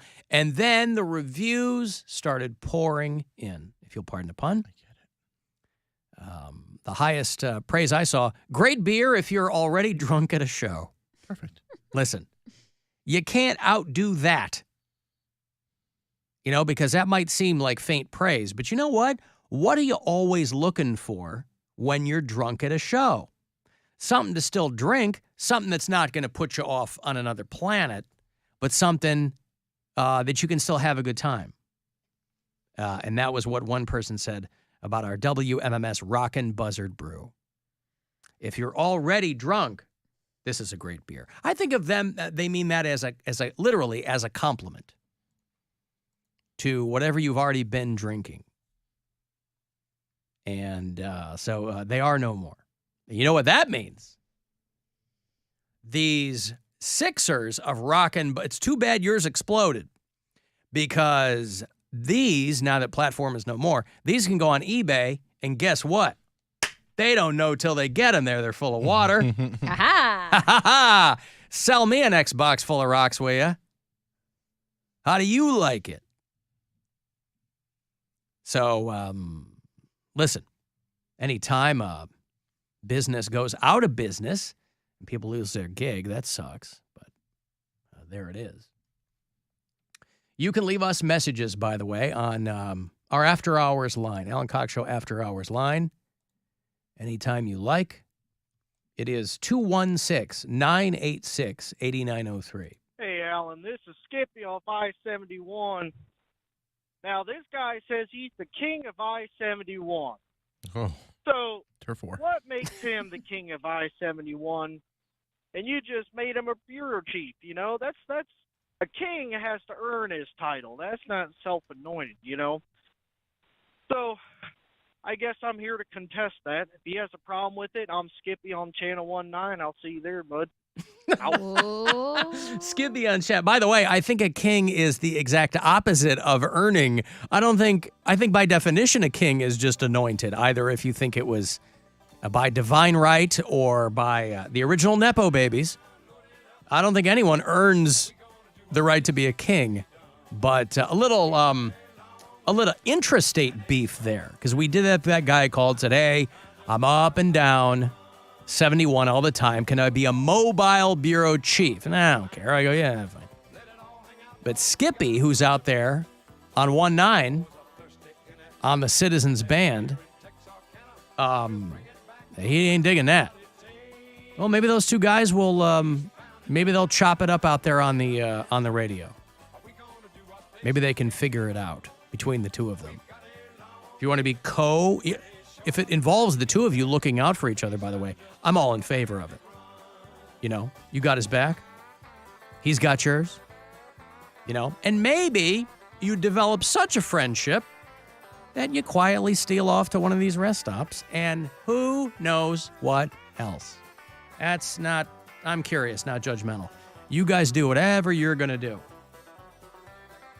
And have fun doing it. But Skippy, is that what he said, Skippy? Mm-hmm. He wants to be represented. King Skippy wants to be represented out there on 71. And that's okay. Quite frankly, why not? But I don't know. I'll leave that. By the way, stop asking me how you can get Mary Sister's B-hole pics, all right? I don't know any information on that. I don't have any information for you on that. She's literally... I'll leave that up to her. Yes. Just go to her OnlyFans. I don't have any people don't know her name. Inside information. Am I allowed to say it? Nope. You can Yes, I shoot figured. Mary an email, and she'll be happy to point you in the direction of her sister's butthole. I have not subscribed to a female OnlyFans yet. Go to my sister's. Or is that weird that you'd have to see her in person? I don't think it would be weird, but would she think it's weird? No, she has like regulars at work who subscribe to her. See, I'm dead serious. That doesn't mean it's not weird. I mean, okay, so like how I was saying that my older sister of the three of us is definitely the most prude. My younger sister is obviously the most sexually free. Where if she could be, she's like very hippie into like everybody loves everybody and you can connect with multiple people on different ways. And so she's super like, whatever, sex isn't a big deal. Everybody's got bodies. Like, so for her, it's like not weird at all. She's got regulars at work. Like, well, that's how I'm you dead have to be, though, serious. too. Because, I mean, those are the people who come see her every week anyway. And she's like, hey, by the way, if you're into this kind of thing. Hey, by the way.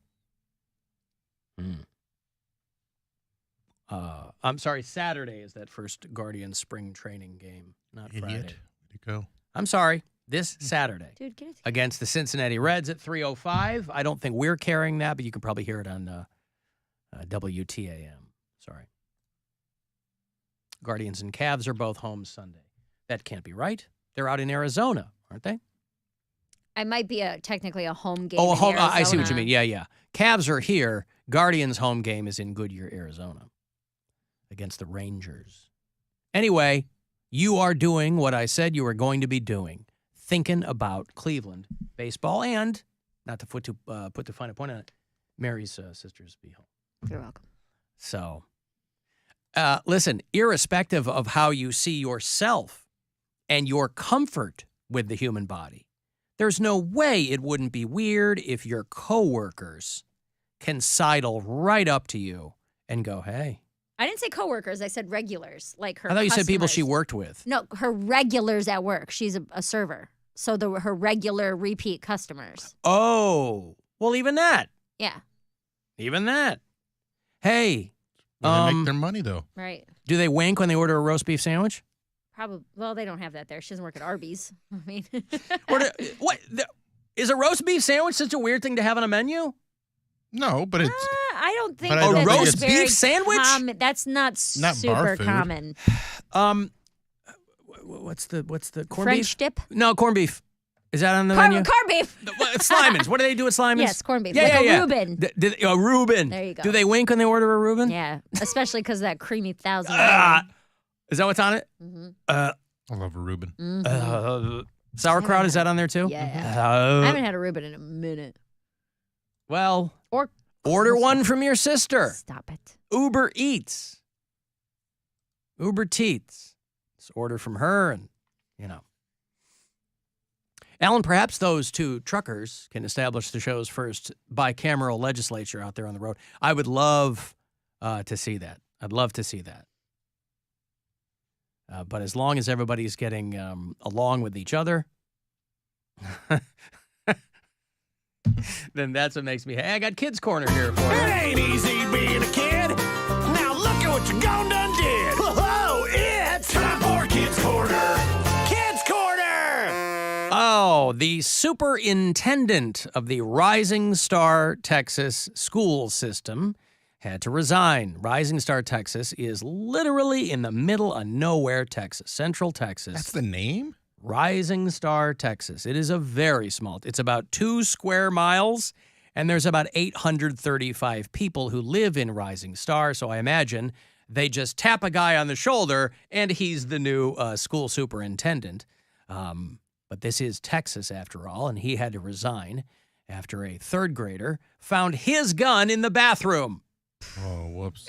Responsible gun owners in Texas. Mm-hmm. Robbie Studeville was the now former superintendent of Rising Star Schools, and he had to step down after a third grader, very smartly, didn't even touch the thing, went to notify a teacher. See, in Texas, the kids are probably a little bit more hip to what's going on there. So they go, hey, man. Probably gave the teacher like the serial number and the, so then they sent a second student back to the bathroom to check if the gun was real. Why wouldn't the teacher go and check if the gun was real? They're hoping to make the population 833 in this dumb town. Go ahead, check in there. Touch it. Pick it up, see if it's got some. There was never a danger other than the obvious, the guy said in his defense.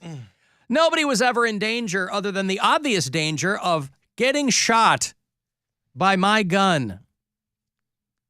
It is wild, though, how nonchalant high school and college kids are being forced to become. You know, we had a party for my daughter's birthday in Michigan over the weekend with my wife's extended family. So we saw a lot of cousins that we hadn't seen in a while.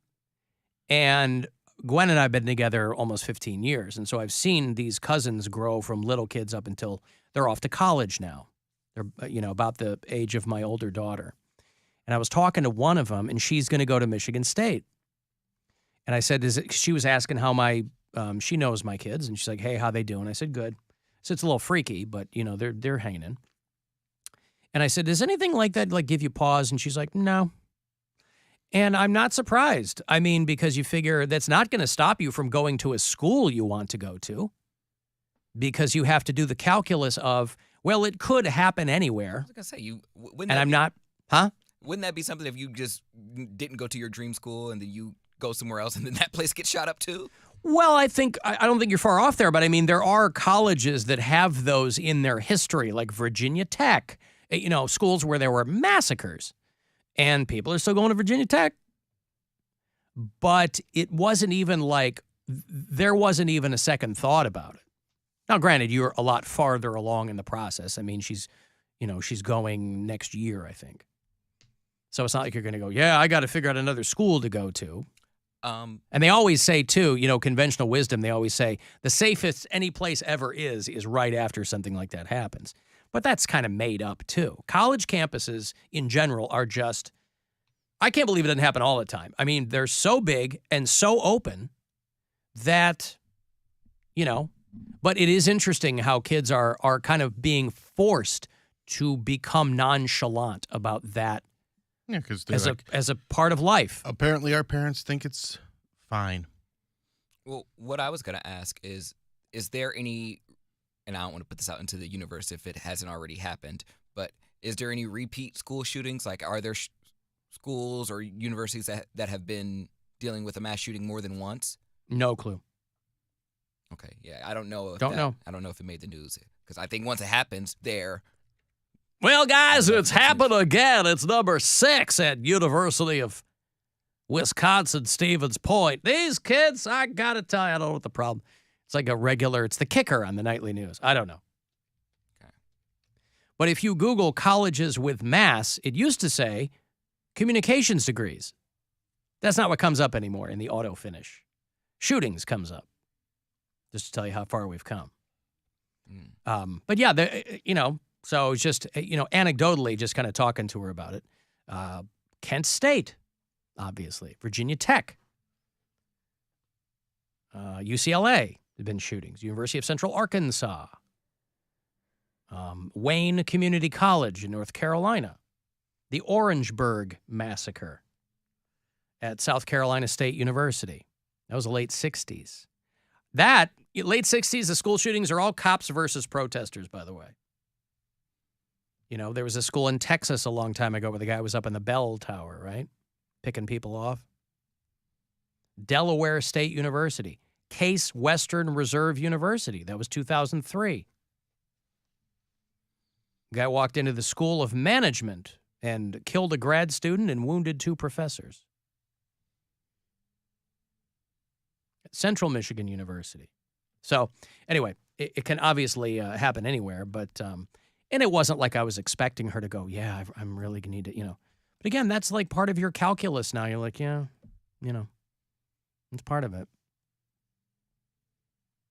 Also in Kids Corner, this lawyer is trying to make a case for his client's unborn baby to be let out of jail. In Miami-Dade County, there's a woman who is in jail, and she is 8 months pregnant. And the petition that they're making is the baby didn't do anything wrong. The baby's a person. They filed an emergency petition to let the woman out, 24-year-old Natalia Harrell, who was arrested on a second-degree murder charge last July. And she's 8 months pregnant. And the dad is saying, hey, the baby didn't do anything wrong. If it's a person, it's got constitutional rights. And so this is where you got to put your money where your mouth is. If you're one of them Florida right-wingers, you can't just protect kids when it's convenient. You got to let him out of jail. Kid didn't do anything wrong. Why is he in there? They note that it is, of course, an unusual petition, and there's no way to let the kid out by and still keeping her incarcerated. But they're saying, hey, if it's a person, this person hasn't been considered. This person is not being afforded due process. And of course, everybody poo-poos this, right? They immediately poo-poo it. The court won't hear it. The city won't. The county corrections like, nah. But this is exactly the kind of thing that they're trying to. You can't just do this when you want to, take someone's rights away. You think Ron DeSantis would be all over this. You think he'd want to take this head on. But apparently not. So they're like, we'll give her neonatal care. And the dad's like, yeah, that's why I filed this whole thing, because you're not. I'm sure they're really concerned about neonatal care in Miami prisons. So who knows? It's like that girl that had she was driving in the diamond lane and she was pregnant. The cop pulled her over and she goes, hey, this is a person. I got a passenger right here. And he's like, no, you're still going to ticket. She's like, why? And she fought the ticket, and I think she won. What's the diamond lane? Like the HOV lane. What? Carpool Should have lane. asked him what he thought it was first. Well, I've heard of the carpool lane. I guess I would have come to that assumption. I just never heard it called the diamond lane. Where you can only go if you are super fancy. You gotta have like a Mercedes or a BMW. You got to be at the very least. Yeah, that's right. That'll be next. They'll be high. They have high occupancy vehicle. They'll have high earner vehicles. Mm-hmm. It might be something worth looking into. So that's something for like funerals and stuff. No, it's a high speed. Outside. You know what a carpool lane is? I guess I know what it is, but I just never seen one. I don't think. You've never seen a carpool lane to the far left of. Well, you are going the speed limit all the time, so maybe that's I never need part to go of it. over You there. never, right? You never, and you probably never have anyone in your car because you don't want them to fart. I don't venture And so over you're into always the fast lane. right. Just get right Well, over there. that's what it is. I don't go over there. It's you if you're blaring diamonds and pearls out of your car at high volume, Prince and the MPG, then you can get over there in the diamond lane. And then if you get pulled over, you go, you don't know that my car doesn't also contain the ghost of Prince. I mean, you want to talk about what should count as a person. This song should count as a person. It's very pretty. Are you with me, Cody? I got to take a break. If you want to go see that Yellow Card show, maybe that's your vibe. I'll have a couple tickets for you coming back. They're doing the 20th anniversary tour for Ocean Avenue. If you want to text for anything else, 35192, and we'll be back. This is the Alan Cox Show. Everywhere on our free iHeart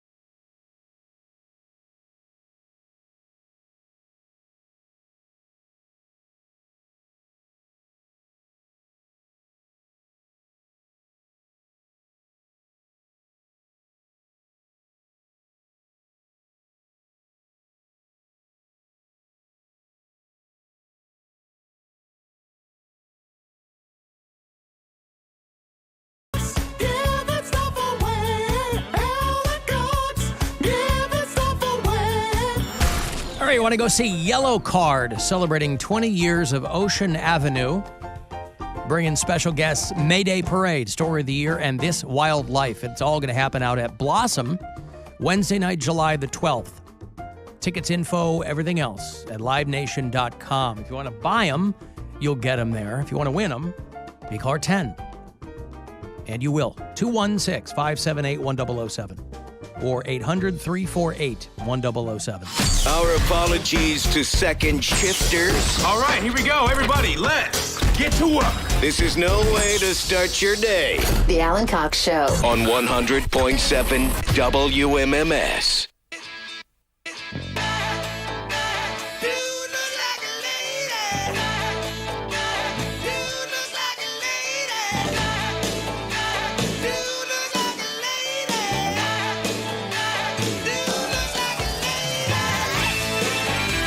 I was reading that Disney is shutting down the Aerosmith roller coaster. I didn't even know that was a thing. The Aerosmith roller coaster. I figured maybe it was because of this song. You know, Florida, they're all anti-trans down there. Mm-hmm. Figured maybe this might have played into it. They said they're going to refurbish it, but yeah, they ain't going to refurbish it. You know what they really mean. They're shutting down the Aerosmith coaster. They ain't bringing that back. Bad time to be associated with Disney, too, for this band, because Steven Tyler, back in the news because he's getting sued for banging minors back in the day. Not smart to put that kind of stuff in your autobiography, by the way.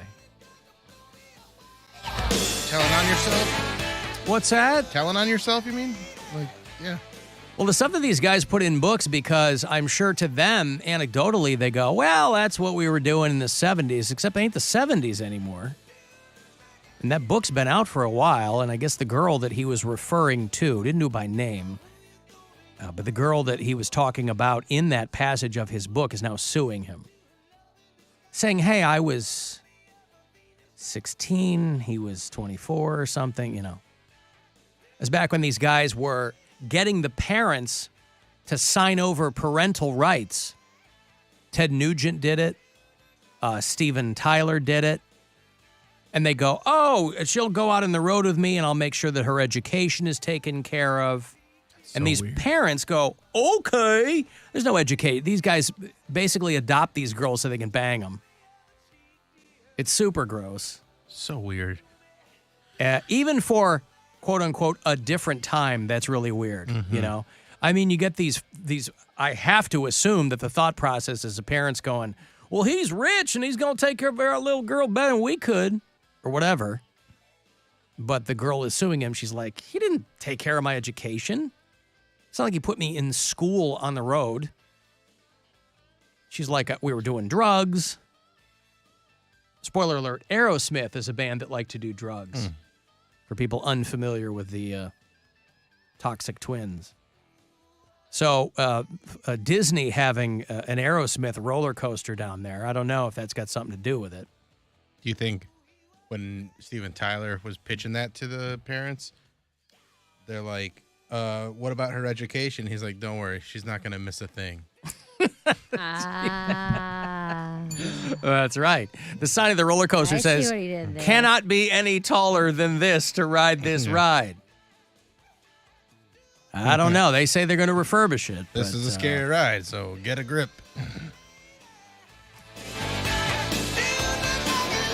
Yeah, get a grip. That's right. I mean, isn't there any other place that you two could have love besides a roller coaster? Like, I don't know, in a cable car or in, I don't know, a motorized vehicle, or what am I missing? He'll get there. An elevator? Hey! Of course, dude looks like a lady, a famous song about Vince Neil from Motley Crue. They thought that he looked like a girl. I guess Aerosmith, forgetting what they used to look like when they were very, very young and just starting out as a band. But I think that it's so weird. Listen, if you were a rock star in the 70s and you had parents signing over parental rights to you because you sold them this line of crap that you wanted to take care of their daughter on the road, that's one thing. You could go, well, it was the 70s, and that's what it is. But putting it in your book is another thing altogether. It's not like Steven Tyler didn't have a million other stories. Drugs, banging groupies of legal age. But all those guys back, they were right. Ted Nugent writing songs about jailbait. And, you know, it's well-tread ground that there were really young girls, minor girls, that were caught up in this. Flash forward 40 years later, you're getting sued by them. And when, you know, your deposition has already been printed and distributed, that's a weird situation to be in. So, is this refurbishment there at Disney? Does that have anything to do with Steven Tyler being back in the news? I don't know. But they said that they're going to reopen it in the summertime, in the good old summertime. But I've never been to Disney World, and so I was ignorant to the fact that they had an Aerosmith. Hey, who waits in line for the Aerosmith roller coaster? The Rock and Roller Coaster starring Aerosmith is what it's called. It has super stretch limo roller coaster cars. And it opened July of 99, so it's coming up, it's almost a quarter century it's been going there.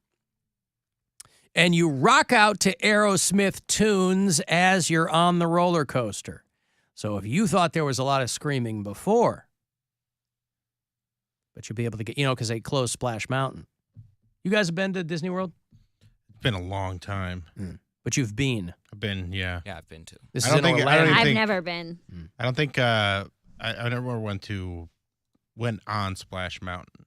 I went on to Space Mountain, did that one when I was a kid. Scared the hell out of me because I was pretty young. I was probably 7 years old, and I really wasn't tall enough to go on it. But my dad's like, just stand on your tiptoes, it'll be fine. Right. Yeah, scary. It's fast. Well, a lot of people are texting me that they've been on that roller coaster, and it's a lot of fun. Yeah, you got some sweet emotions from it. Jesus Christ. Some people think it's crazy. Others are crying. They got a lot of songs, all right? They really do have a lot of songs, don't they? It's too many. Yep.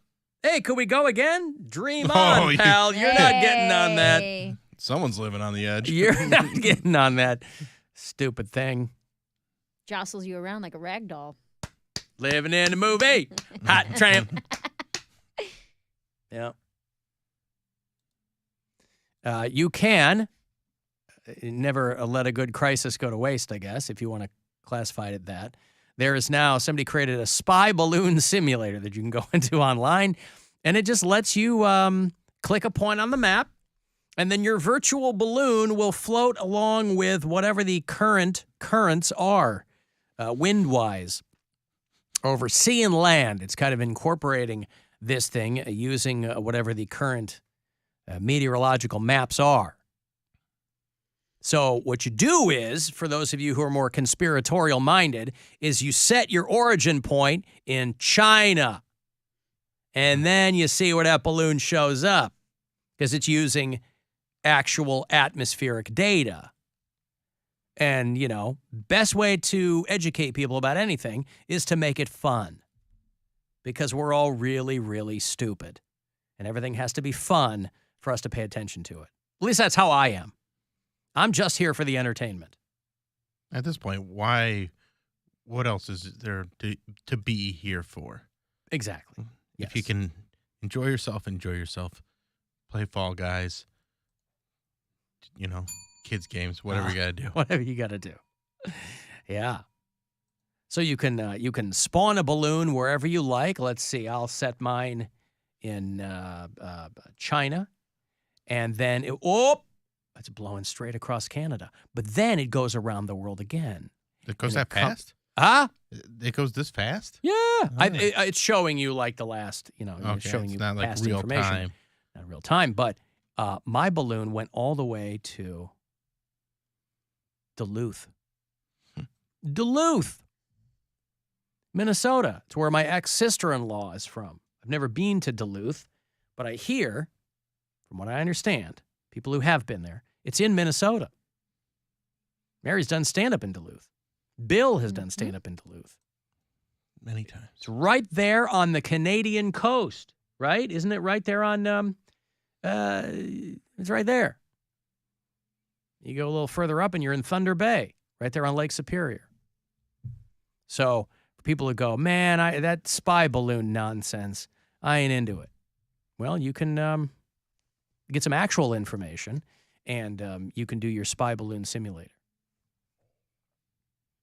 with real atmospheric data for people who, so fun. Want the real. It's the funnest thing you can do. I don't want any fake atmospheric data. I want real atmospheric data. Alan, you worried about all this rain after that train derailment?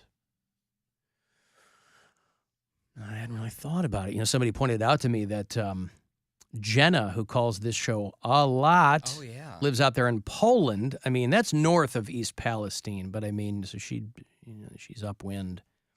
But that's not that far. That's on the eastern side of the state there. I'd say anywhere within like 20 miles is, set up. Well, it's weird because you I would imagine people that aren't that tuned in to it get this kind of false sense of security because when these cable news channels are doing cutaways from East Palestine, blue skies, white clouds, the other day, and people go, it looks fine to me. Little do they know there's birds falling out of the sky. Like, all right, shut the cameras off. Yeah, I'm not quite sure what's going on out there right now. I mean, that's one of those things because here in Bedford, that plant blew up, so that pretty much took over the at least local coverage of what's going on out there. That place exploded. Or Monday afternoon. Brian he got home from work and he was like, dude, I saw he was driving around 2:30 around when it happened. He was like, I was driving in the truck and I just saw huge billowing black smoke, like some building was on fire or something. And when he was telling me about it, I Googled it. I was like, an entire factory blew up. Like, that's crazy. Yep. Yeah, so pretty wild. And then, of course, one guy sounded really kind of passive-aggressive about the whole thing, too. Oh, my God. I'm in Walton Hills here. There's a huge explosion over here. Just as I was getting ready to get out of my car, I heard the explosion. Shaking the ground, a firestorm of debris erupting from the I. Schumann and Company foundry Monday afternoon before 3. I could see smoke from all the way over from 131st. And when we got around here, like I said, it was just a lot of debris. And you hear a big boom. And then I look over and you see a plume of smoke and then the explosion. And it's like, I ducked and covered for a little while. And then I look and it's like all the walls are gone. All the walls are gone. I love that guy. Mm-hmm. I saw the explosion and then all the walls are gone. He really paints you a picture. As everybody else is standing there, Fox, all local affiliates, they got the people out there with their mic flags. And they have to be on the scene, even though they don't really know what's going on yet. Breaking news. And they're like, well, it seems they're just plucking people out of the parking lot to put them on camera and talk. That guy, though, he's ready. He's ready with a little bit of, you got to put a little bit of showbiz into it. Because then, if you're lucky, you can be cast as a bystander for another environmental disaster. Don't think that the extra files are just for films that are being shot locally. You get yourself as a professional bystander, you put a different hat on, sunglasses, something, and you go, dye your hair. Yeah, and then all the cars were stolen, and there's like a break-in at a dealership or something. You roll that guy out, and he can talk with some familiarity about the whole thing. And it's more exciting. That's why people go viral. That's why Ain't Nobody Got Time for That went viral. That's why Hide Your Kids, Hide Your Wife went viral. It's regular people who are passionate. The whole leprechaun situation, which we're coming up on St. Patrick's Day, so we get to watch that video again. It's one of the best ones of all time. Could have been a crackhead in where they found the leprechaun flute in Alabama. That's right. In time for St. Patrick's Day, crowds are coming by the dozens to get an up-close view at what some say is a piece of Irish folklore. Some people in the Crichton area of Mobile say a leprechaun is taking up residence in their neighborhood. A leprechaun. NBC 15's Brian Johnson has more. Curiosity leads to large crowds in Mobile's Crichton community, many of you bringing binoculars, camcorders, even camera phones to take pictures. To me, it look like a leprechaun to me. All I gotta do is look up in the tree. Who else seen the leprechaun say yeah? His face there is like, see? Yep, that's some Everybody thinks they saw showbiz. it. That is Yeah. showbiz. You are an instant meme, my friend. Eyewitnesses say the leprechaun only comes out at night. If you shine a light in its direction, it suddenly disappears. This amateur sketch resembles what many of you say the leprechaun looks like. Others find it hard to believe and have come up with their own theories and explanations for the image. My theory is it's casting a shadow from the other limb. Could be a crackhead that got hold to the wrong stuff. And it told him to get up in a tree and play a leprechaun. Uh-huh. Get up in the tree and play a leprechaun. Amateur sketch artist. It's like an acorn with a face. It's the best. You had that shirt for a while. I do. I still have it. Yes, I yeah. bought a new one for this year because we'll be doing an all-day broadcast at the Clevelander for St. Patty's Day. Oh, have this we year. announced that? I just did. Okay. There it is. I don't think we're hiding it. I mean, it's just, I don't know if there's like going to be like an official announcement. Well, there will be, but yeah. as an aside, I'm letting Yeah. people know. I mean, I got a new T-shirt for this year, but my could have been a crackhead T-shirt. That'll be a fun day. If you know, you know. Be a great day. It's a Friday this year. I know. You kidding me? St. Patty's Day on a Friday in downtown Cleveland? Holy cats. I got a break. If you want to text 35192, AlanCoxShow.com is where you would watch. And you can listen wherever you are on the iHeartRadio app. Buzzard Radio. The Buzzard. Is Rover. Oh my God. What's Dana doing? Oh, my God, he's going. Rock.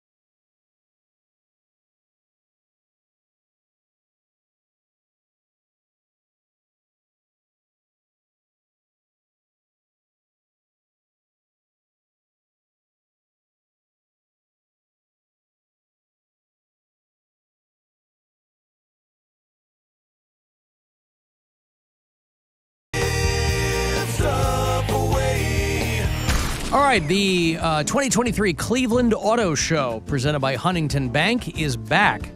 Starting this Friday, running through March 5th at the IX Center. All the details, all the info, who's going to be there, who's not going to be there, just as important. ClevelandAutoShow.com for all that. You can buy tickets. You want to win them, I'll give you a 4-pack right here. Cleveland Auto Show starts this weekend. It's always a good time over there. 4-pack of tickets for caller 10. Good luck. 216-578-1007 or 800-348-1007. What feels great to do is absolutely free, can be done by yourself, and yet no one ever mentions it. It's the Alan Cox Show on the Buzzard. WMMS. Oh, boy. Got the Poundcake Sports Break. A little over a half an hour, as it's a Wednesday. Comedian Phil Hanley is going to be in here tomorrow. I'm excited to meet him. He's doing the weekend at Hilarities.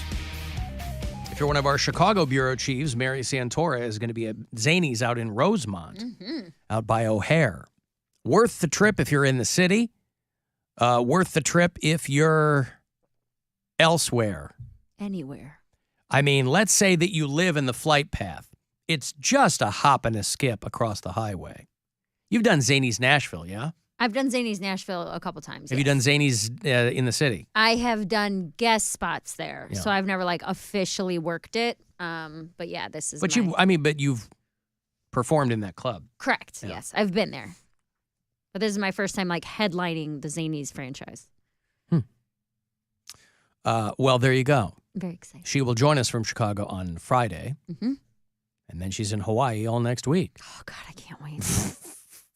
Dude, I just want to relax. I've been so stressed out the last couple of weeks that I just want to chill and have a good time. What is the first thing you'll do when you get to the hotel? Will you drop the bags and go right to the beach? Well, we're not staying in a hotel the whole time. My sister has a friend there, so we're Oh, boy. staying with her friend for a couple days. Oh, boy. And the day we get in is actually a birthday dinner for my older sister. So her friend kind of put it together because it's her friend's boyfriend's birthday or something like that too. So we're doing a double dinner on the first night we get there. So we're going to get there around 3, get ready, and go to dinner. So the first day, you're already on the hook for doing things. Yes. And then the next 2 days, that's Monday, Tuesday, And you're staying Wednesday, on what island? Maui. Okay. Tuesday, Wednesday, Thursday's kind of open, but my sisters are like, I want to explore, I want to do this, I want to do that. And then we're going to a really swanky hotel for Friday and Saturday. Our last 2 days there are at a really nice resort, and those are my unplugged days. Those are my days. I straight up told my sisters, I was like, don't talk to me. I'm going to read my book. I'm going to lay on the beach. If you would like to do those things as well, you may come join me. But I do not want any activities at all for those 2 days. We have a bureau chief on Maui. Oh, yeah? We have Nick, who lives in Lahaina. Yeah, that's at the north part of the island, and we're not staying down in Kihei. Okay. But Not that far. my fully untapping will be the last 2 days that we're there. They So wanted you to- got to wait until... If it were up to me, I would not leave the beach the entire time I was there. I don't want to sightsee. Maybe we'll go on a hike one day. If it were just me going by myself, I would lay in the sun next to the pool or the ocean 95% of the time that I was there. Hear me out. Ready. So you're going to be there with your sisters. Mm-hmm. We've already mentioned that you're going to be assisting your sister in her photographic efforts to pad her OnlyFans account. Sure. So we've got Nick, who's a bureau chief in Lahaina. Uh-huh. It's a quick half an hour drive down the coast. Sure. What if he takes those photos so that you can go off and do whatever you want to do? I don't think There's so. a whale lookout there. You can go to the Afong Village. No. You can go to the botanical gardens. No. There's a banana plantation. Now we're talking. That can be useful for the OnlyFans. Oh, my God. Peel them first. Come on now. Peel them first. No, but I'm very much the person who goes on vacation. I don't want to do anything. I don't really care to sightsee. I don't care to... This is a beach vacation, I mean. If I'm going to a beach, I don't want to do anything else. I want to spend all day at the beach, go back to the hotel room, take a nap and a shower, and then go to dinner. I understand. That's the perfect vacations where people are like, we gotta do this excursion and this excursion. It's like, dude, I don't want to do any of that. lie on the beach. You're not drinking, though. Yeah. That's the fun part, where they just bring you drinks and you lie there. And you relax. And you're looking out in the water and you're saying, looking good, Billy Ray. Yeah. And somebody says, I've never heard this before. feeling good, Lewis. No one? Where's that from? From Trading Places. Eddie Murphy. Oh, no. Dan Aykroyd. Perhaps you've heard of those gentlemen. I have not. Well, listen. I think that that'll be a lot of fun. But, I'm very excited, but yeah. if you need me to activate any of our Hawaiian bureau chiefs, you just let me know. I will let you know. Call out the, put out the bat signal. Yeah. I got a conch shell that I use, and I just call them with it. Yes. Yeah. Very SpongeBob-like, and it's, yeah. Well, I've never been to Hawaii. I think that'll be so beautiful. My Well, wife's that's the been a thing. bunch of times, but I've never. It is gorgeous. It is so beautiful. So there's like jungles. There's some very pretty, very memorable things you can do. But we're only there for 5 days. So I'm like, 2 of those days need to be relaxation. I'll let you guys plan the activities on the other 3 days, but it's also been raining there for like 3 straight weeks. Mm-hmm. They had like mudslides on one side of the island, and I'm like, dude, if we get there and it rains every single day, I'm gonna be so mad. There's nothing worse than when you pay money, and you're not, because you got points or whatever, you're paying less than you normally would. Sure. Hence the trip. Yes. But even under those circumstances, if you go somewhere that is by definition tropical, that means you might get huge rains coming through. Yeah. You know, they can try to steer you the right way. They'll go, well, don't go between this and this because it's a rainy season or whatever. Monsoon season, right? In some parts of the world. But even it's not down to a day. They go, don't go April through June. You go, all right. You can go in July and still get a bunch of rain. The weather's wild now. And it's only like 70 there this time of year. So it's not like it's 102. It'll be. So you definitely don't want it to rain. It's been raining for the last couple weeks, but now that I'm looking, I've been checking this weather app every single day. Now it's like 76, 77, 78, 78, 74. Like it's going to be sunny and hot every day that we're there. I mean, 77 and sunny is my favorite weather. That's not unbearably hot. That's perfect to be walking around in like shorts and a tank top, hanging out, and where you're not it's not 85 where you can't even be outside doing regular activities. Will your sister need hair and makeup, or will she go au naturel? I think it's going to be more au naturel. That's the vibe of like a beach vacation. If she's going to do it at the end of like a long sweaty day, or have you guys talked that through We haven't talked very much specifics. Because there's a staging that's going to need to go on. Yeah. Yeah. That you'll need to assist with. Right. Since you've already acquiesced to this. Well, we already said that we're going to do it while we're at the swanky hotel. Like, we dropped coin on the 2 days that we're staying at the hotel because we're like... Oh, this isn't going to be on the beach. Well, the hotel is on the beach. Right, but is it going to be in the room with the beach in the background? You can't be naked on all the beaches is the thing. You can't just be out there. I assumed you would find one that you your could. Cheeks. Cleveland has nude beaches, for God's sake. I mean... I assumed you'd find one and but then do it there. I also don't know if you can have cameras on nude beaches. I can't imagine they would let you be on, like, having a photo shoot on a nude beach because there's other people there that are naked. We go to the nude beach when we are in Austin, Texas. And there's a sign that says, no cameras, be respectful, blah, blah, blah. That's what I mean. There's people with cameras. As long as they're not taking pictures of you. Yeah. I've seen people with cameras. We have not gotten that into detail, but the Swanky These Hotel... are conversations that need to be had. Sure. Because you're going to be stressed out if it's like a fundamental question. Is she going to be on her back or on her knees? Well, that's up to her. I'm glad. That's why you lay this out. You got to have a call sheet. I'm not doing any of that. She gotta do gets the whole 30 thing. minutes. Make as many poses as you can make. 30, wow, you're giving her 30 this minutes. This is my vacation, too. No, that's a long time. She should what be I'm able to saying. crank these Yes. out in 10. Do whatever you need to do in 30 minutes. If we need to go to multiple locations, whatever that is. If you need a sneaky little public beach shot, cool. That's so nice that you're giving her a full half hour of your time on vacation. She should do like the Marilyn Monroe with like the towel, and I don't know what's gonna blow up the towel, but My sister's saying She got to say, what, they're going to find a subway grate in Hawaii? Is that I don't know. Right. Over a volcano. Yeah. I'm just so happy I got to experience the nude beach at least once in my life. I don't think I'll do it again. in Toronto? Yeah, I don't think I'll do it again, but the fact that I got it out of my system, because it was the most. I don't know. It was a very weird thing, but it was still very fun and very cool. I felt like it was such a taboo. I'm like, I'm naked in public, and I'm just walking around doing things. Yeah, like, but then you never want to put your clothes back on. But I did, though. Oh, really? I felt like it was wrong. Like everyone was doing it, but it still felt wrong. I don't know why. I just was ingrained like clothes nasty. Like, like I just was like, you're supposed to put your clothes on, and at the time, I wasn't even like fit enough to be like the person that everyone wants to see naked. But you looked around. No one's fit. It's like a bunch of melted candles walking around. Those are people. I hate that I was in that group. Those are people who love to be naked because they feel confined by clothes because their clothes are so ill-fitting.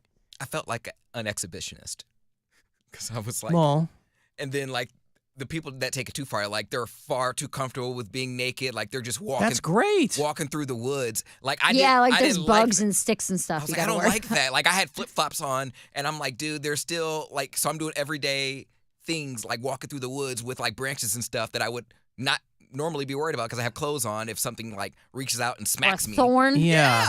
And these people are just like, like. I mean, you don't want to get mosquito bites in your taint, but I mean, by the same token, like it's. Yeah, my friends were like walking around with like fanny packs. I'm like, this is so weird. I think that the nude beach is like, again, we go to Austin, we go to Hippie Hollow, which is on Lake Travis, and it's like the only legal, there's a lot of unofficial nude beaches in Texas, but it's the only legal nude beach in the entire state of Texas.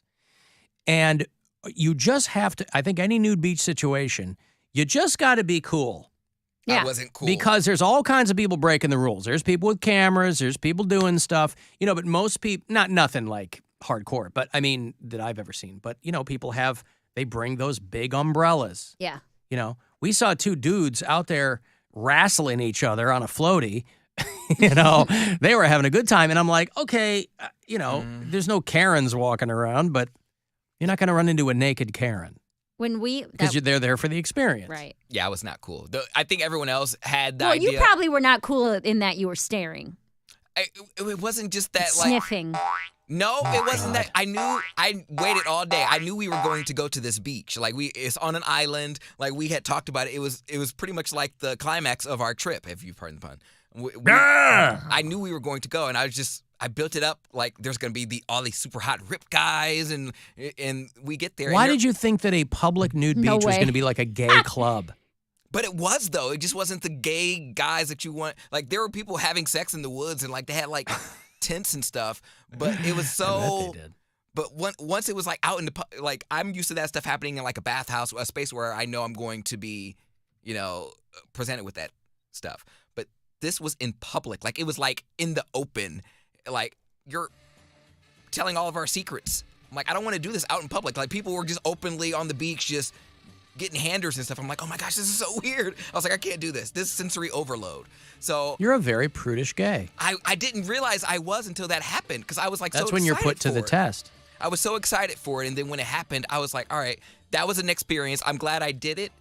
And I had my fill of it. And I don't have to do it again. I was ready to put my clothes back on.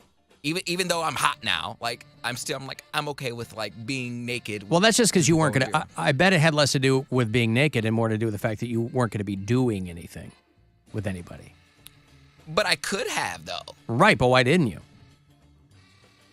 Because the people there weren't attractive, and there was a lot. He's like, there's too many uggos here. There was a lot of heroin addicts on that beach. Like there was people just in the tents, and that's just where they live, and they live nude. And I'm like, how are you going to get off this island? Like, that Toronto beach is so weird. But, yeah, these people just live in that little wooded area, and they just do their drugs, and they come out and they hang out their little loincloths when they want to wear it. If not, they just walk around naked. Huh. So you won't do that again? I don't know. Maybe overseas. Definitely not in the States. Okay. When we did it last time we were on Maui, it was naked drum circle. It was a naked beach, and then they did a drum circle, and that's when we did mushrooms and everything. But I didn't take my bottoms off. I went topless, but I was like, I can't just have it out. I felt too weird about it. That's what I'm saying. You feel weird when you're presented like with it. Boobs are different. You know?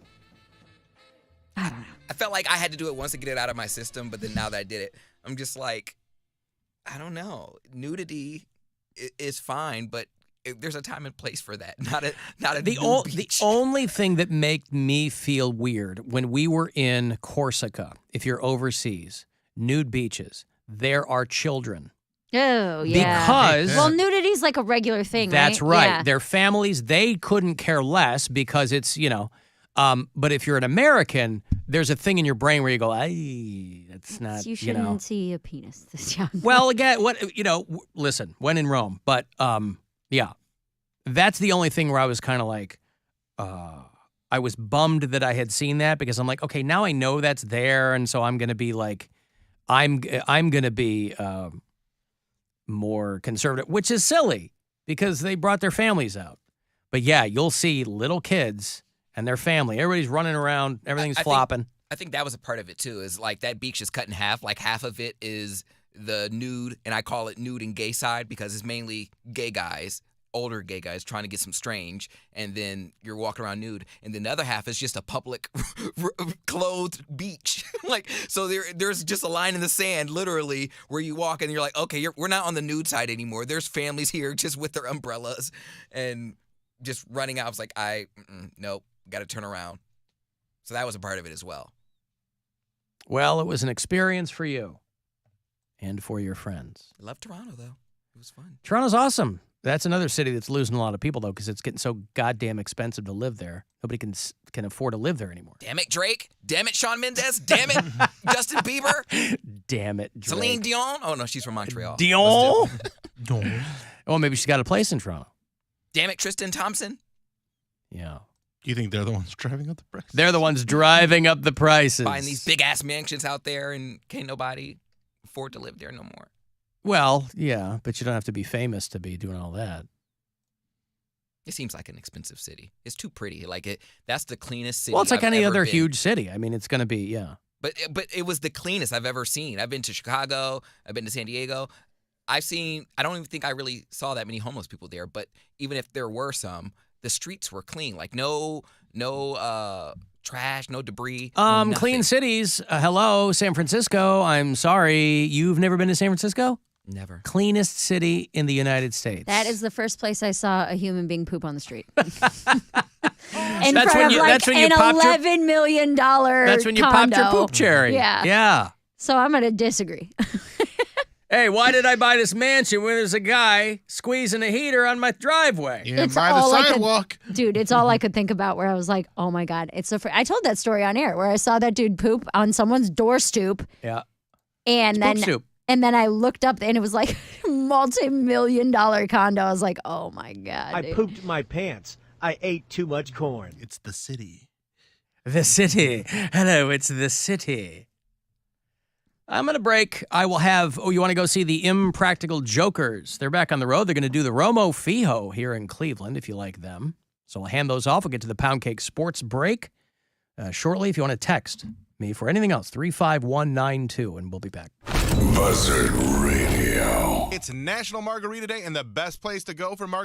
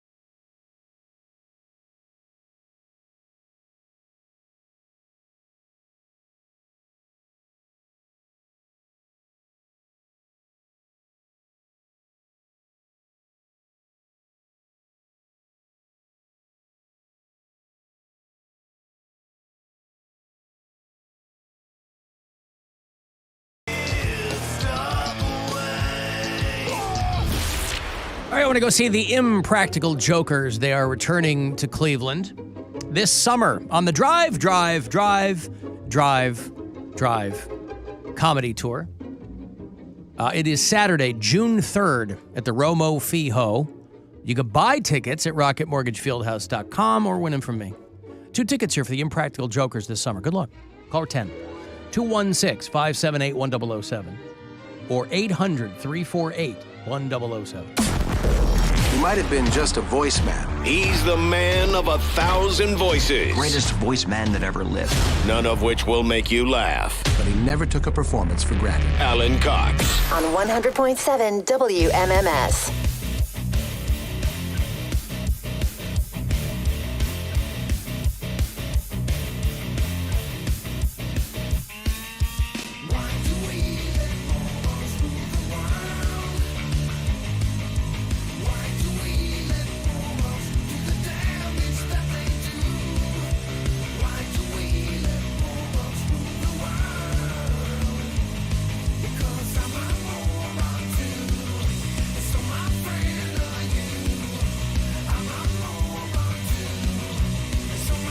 There's a pizzeria down in Columbus that's apparently getting people all bent out of shape because the woman, Jaden Dunnigan, owns a pizzeria called Santino's Pizzeria in Columbus. And she had a big vinyl sign put outside on a little strip mall place on the corner. And she put a vinyl sign zip-tied to the gate. It says, "Now hiring non-stupid people," which I think is a great hiring criterion. But again, I don't know who's getting upset at this. Stupid people. Right. Only stupid people would get mad, but they don't want you. So why would you be mad about that? Because that you want to be wanted, even if you don't want that job. But you're not you want to be wanted. But if you don't want the job, who cares? Well, it's discrimination against stupid people. You know, it used to be that stupid. It used to be stupid people knew they were stupid, and they operated accordingly, right? Mama told me I'm not that bright, but I'll tell you what, I got a good heart, and you know. Now we're surrounded by dummies who convince they're geniuses. I don't understand it. She said, "I was just having fun." I mean, you know. Well, why sift through these people coming in there? You go, stupid people are the easiest people to offend. Is that what it is? Feels like a good thing to say. Nailed it. Mm-hmm. It's more humor than anything. It's not meant to like target anyone like that or be rude. A lot of people that we've hired, there's really no work ethic behind them. So I guess that's the meaning behind the non-stupid. I mean, but lack of work ethic isn't stupidity.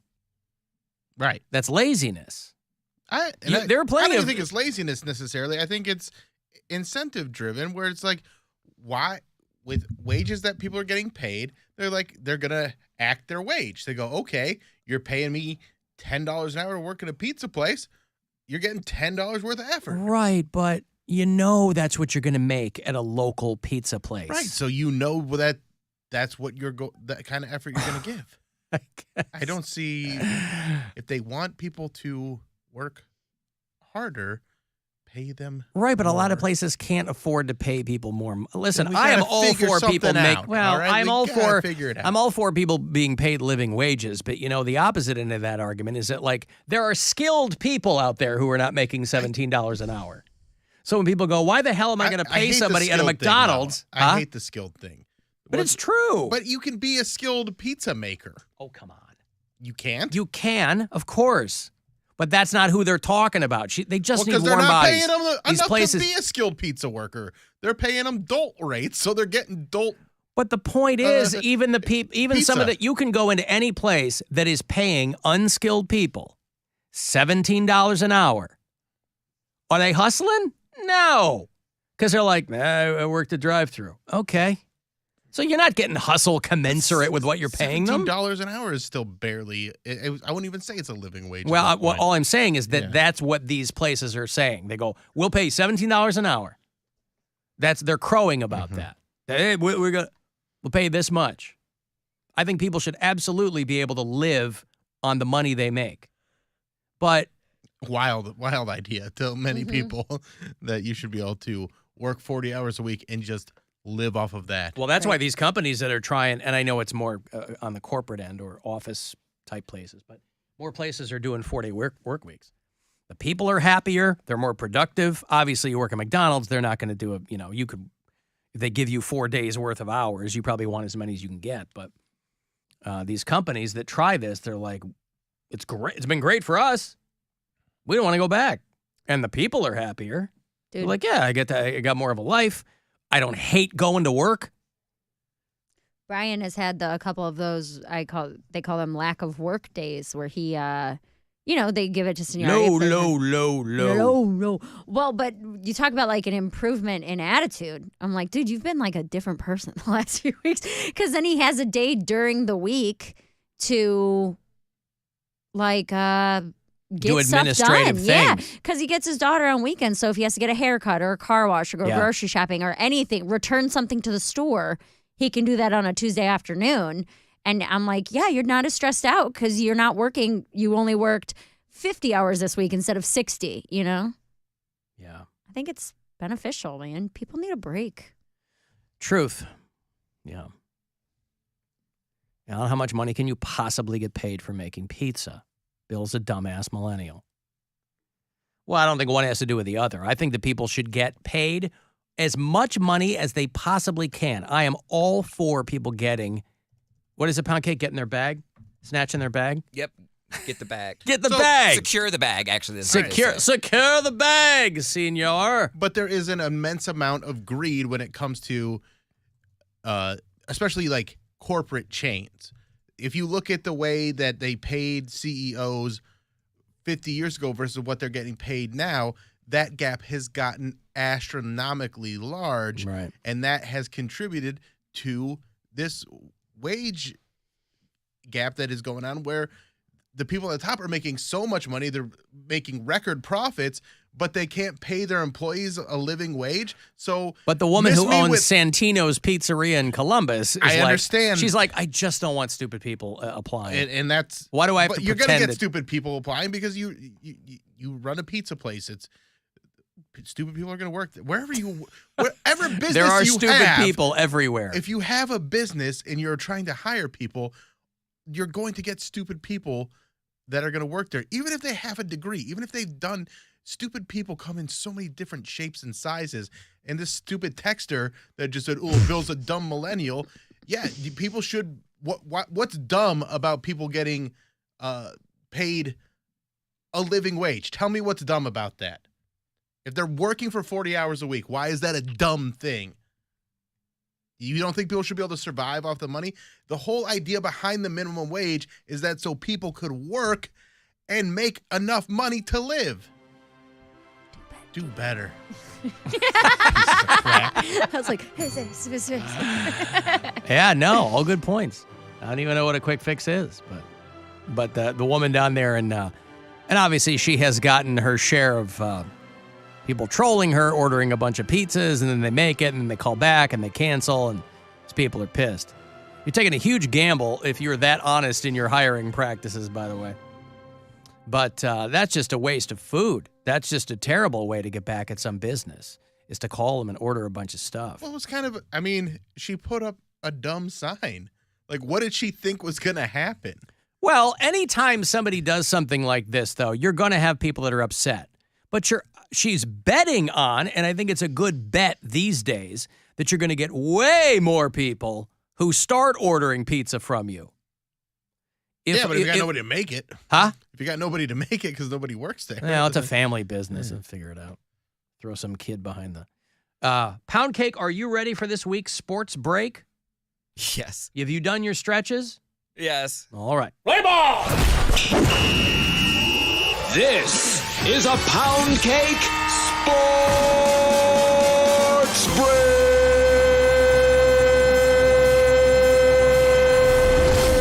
Sorry, I had to clear my throat there.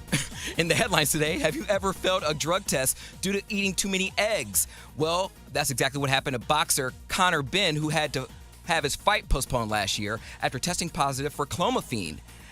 Well, after a thorough investigation and examining Conor's diet, they found that you can test positive for clomiphene by having a very egg-heavy diet. How did professionals not know this? And how many eggs do you have to eat to test positive for a fertility drug? Connor has been cleared and the fight has been rescheduled. I don't know his opponent well enough to place my bets on who will win, but none of us stand a chance against Connor in an Easter egg hunt. Also, Dwight Howard was ejected from a game while overseas in Taiwan. Now, when I first read this story, I was like, why is Dewan fighting in Taiwan during a scrimmage? And that's when I found out it wasn't a scrimmage. The word in the article was skirmish. So that was my bad. But apparently the melee took place after one of the Taiwanese players hit another player on the opposing team with an elbow to the face. Ow! Dwight couldn't stand to see one of his teammates get disrespected like that and jumped in. So I just thought the video was hilarious. I suggest you look it up for yourself. And his team did go on to win the game, by the way. So I'll say that. And lastly, radio personality Tony Maserati got suspended without pay for some racially insensitive remarks he made on his sports radio show, Felger and Mass, that's out of Boston. When the co-host Michael Felger was broadcasting remotely from another studio, Tony noticed two men were planted in the background. Tony said, the last time you saw a couple of guys like that, they stole your car. Obviously, people are calling racism because the men behind Michael were black. It's really unfortunate that racism exists in this society. Also, it doesn't feel good throwing another one of my brothers in radio under the bus. But speaking of buses, that's exactly what his co-host Michael Felger had to ride home after the two black guys stole his car. And that, ladies and gentlemen, concludes this Poundcake Sports Break. Play ball! This is a Poundcake Sports Break!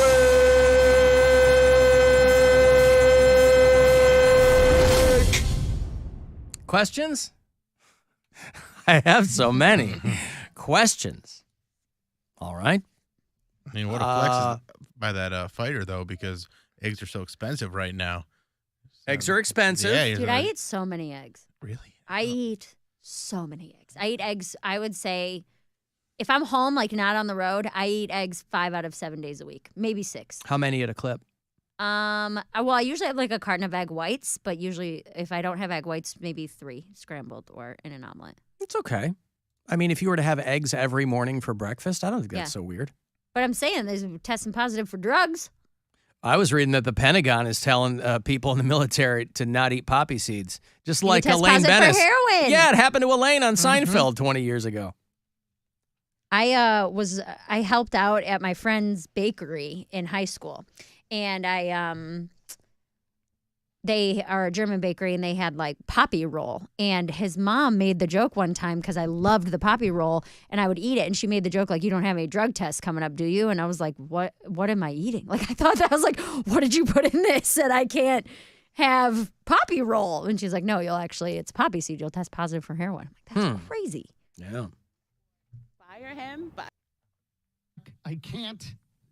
They were insensitive. They were hurtful. We showed his comments and apology to 2 women of color in downtown Crossing. it's so rude, and it's not fair to generalize people like that. It's unfortunate. They got a black Irish girl in downtown Boston to show her what this guy said. Listen, bias She's comes representing through so both quickly sides. that you can't even stop yourself most of the time. But when it came to the appropriate consequence, neither woman thought Maserati deserved to lose his job. Everybody makes mistakes, so I wouldn't necessarily cancel him or fire him, but I'd want training and awareness and time as well.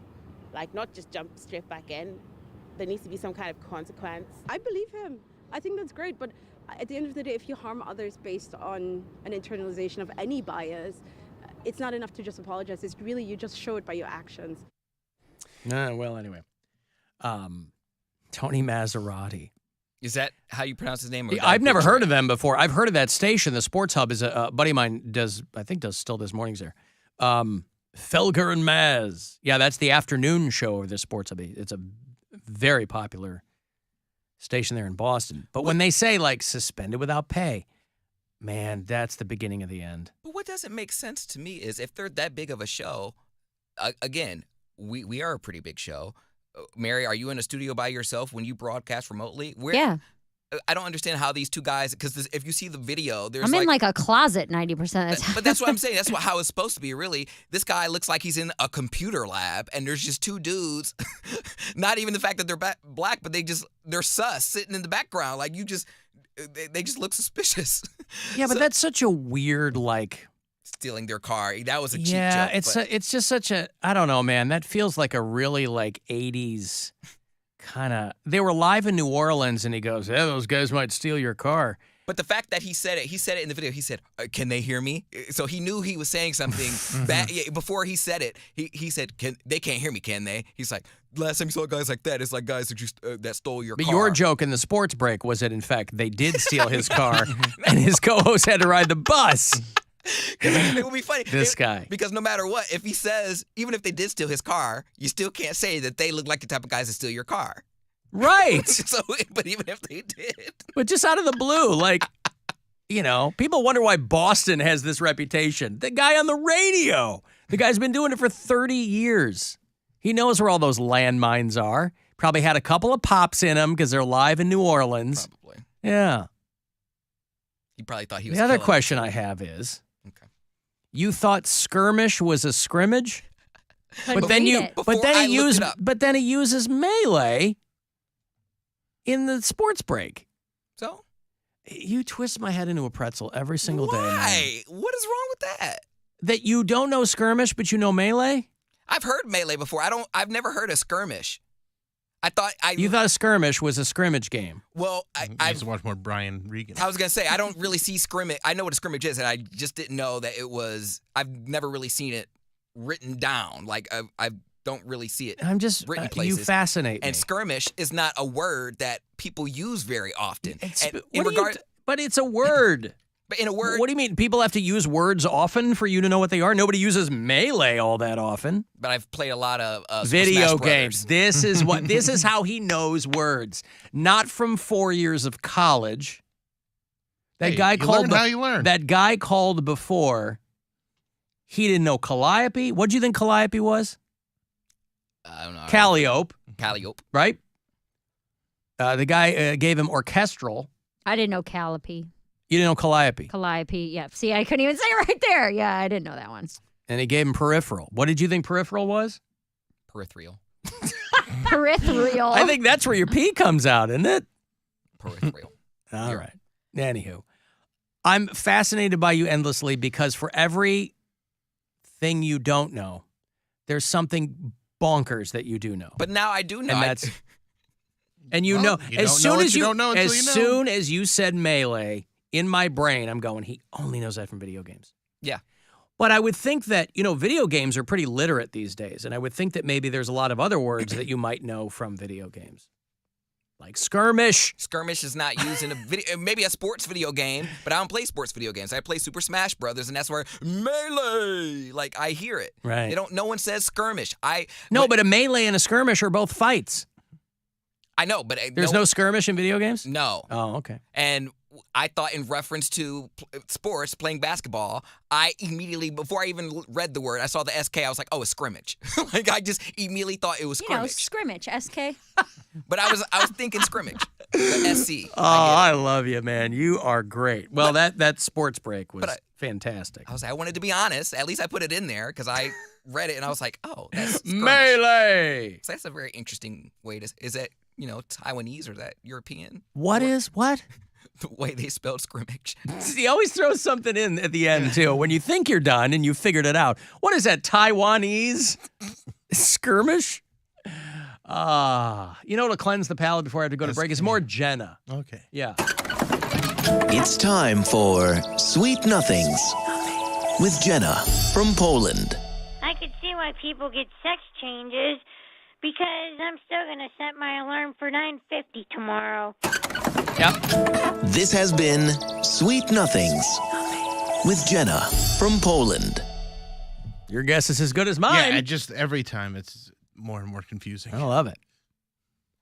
I've got to take a break. If you'd like to send me a text, 35192, you can leave messages on the iHeartRadio app. Listen wherever you are, and we'll be back. Rover's Morning Glory. Well, Charlie, that's when I started to lose respect for the guy.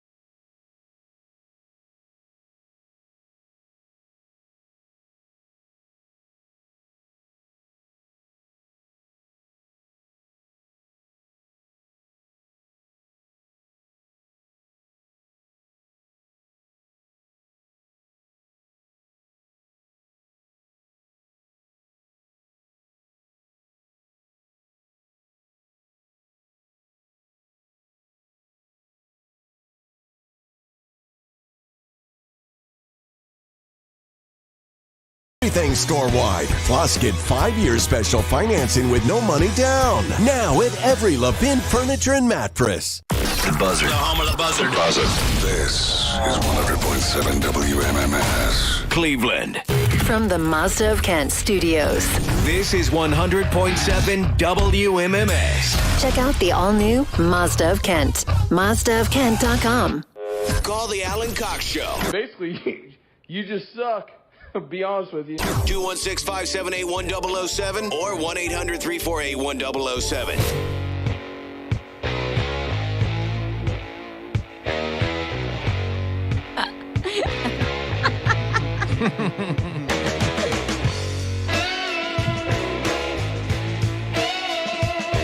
Thought I was going to forget. With a purposeful grimace and a terrible sound, he pulls the spinning high-tension wires down. Helpless people on subway trains scream like What a great first line of a rock and roll song. With a purposeful grimace and a terrible sound. He pulls the spitting high-tension wires down. Wonder if Poundcake knows who this band is. Yeah, we've talked about them before. They say he's got to go. Go, go, Godzilla. It's been covered a bunch of times. This isn't Blue Oyster Connection, is it? You are correct. It is not Blue Oyster Connection. Oh, I mean, Blue Oyster Cult. Blue Oyster. We did it! Halfway! Blue Oyster Connection. I like that too. It's got kind of a 70s disco vibe to it. More, more, more. How do you like it? How do you like it? All right.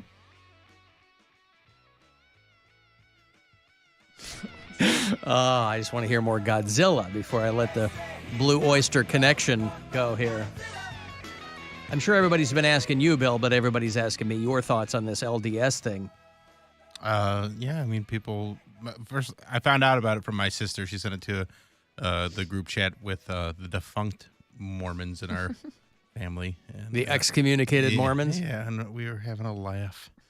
The Church of Latter-day Saints, the biggest laugh comes from the fact that they're being fined $5 million This is so for ridiculous. hiding $32 billion worth of wealth. Oh, man, they're really socking it to them.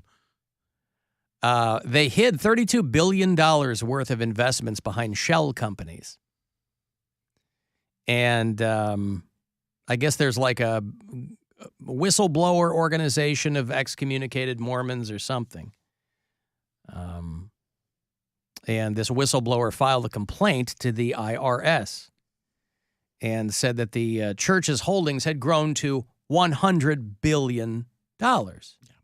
Because when you require your members to tithe under the auspices of, well, this is for charity or this is for whatever, when it's like the Catholic Church was. They just are buying real estate holdings. Yeah, and Mormon Church has done a lot of that.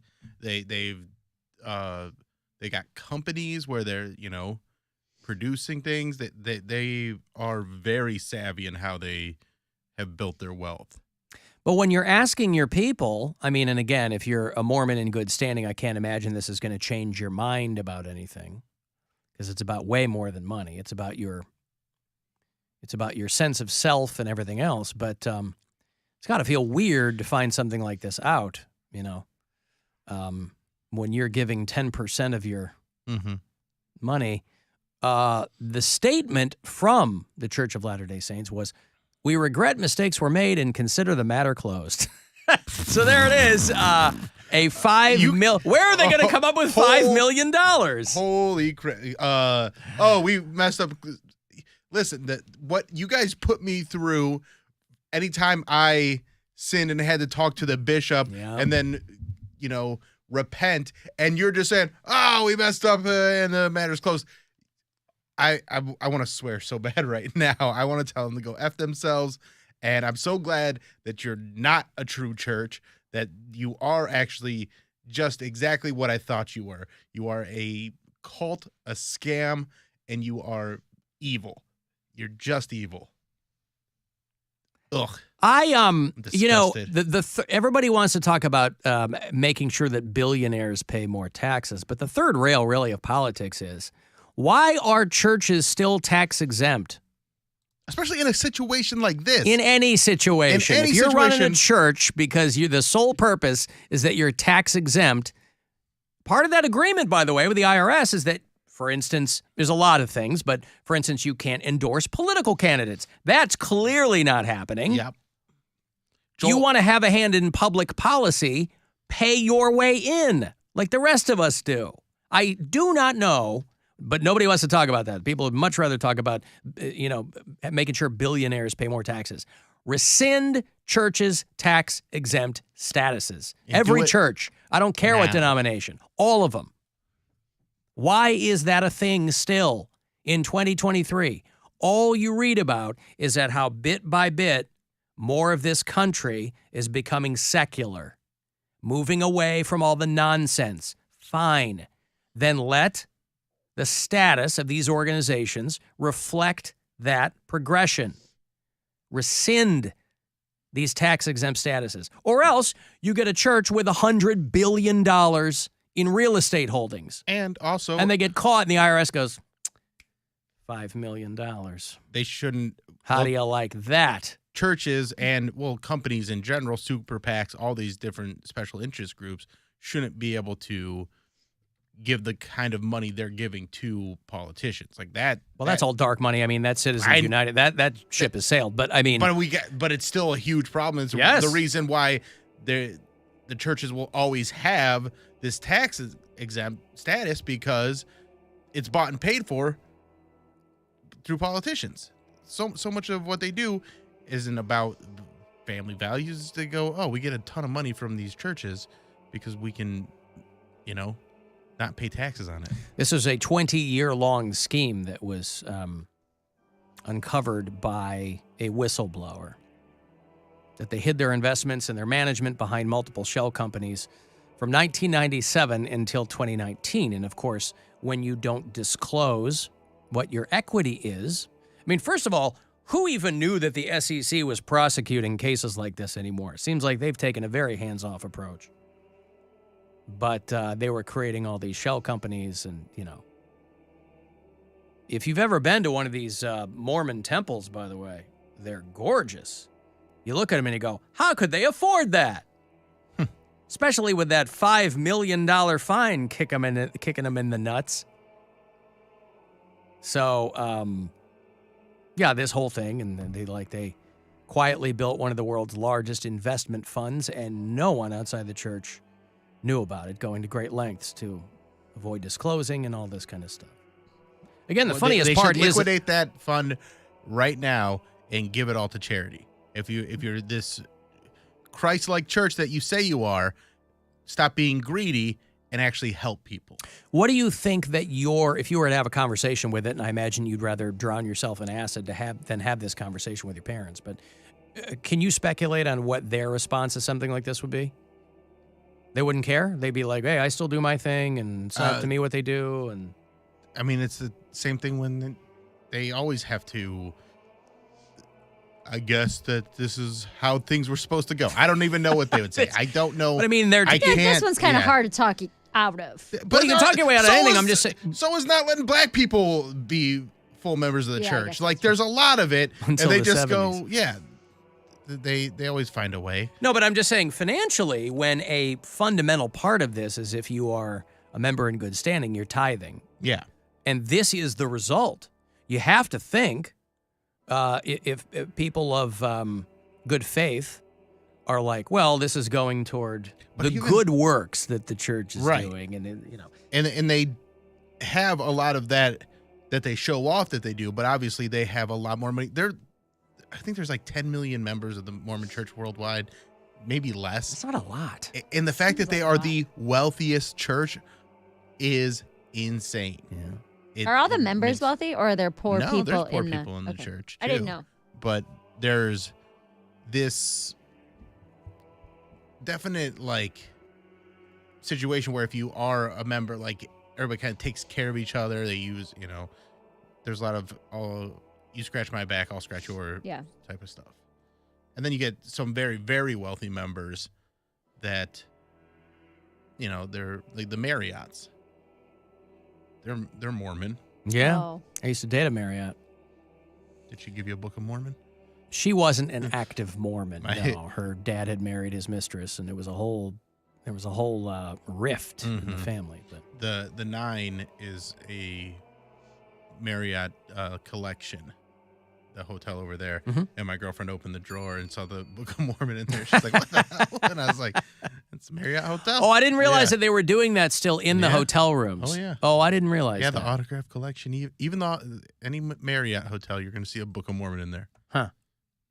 And somebody pointed out that I used to sign them, be like, put a little note in there, excommunicated comedian Bill Squire. Bam Bam Bill Squire? Yeah.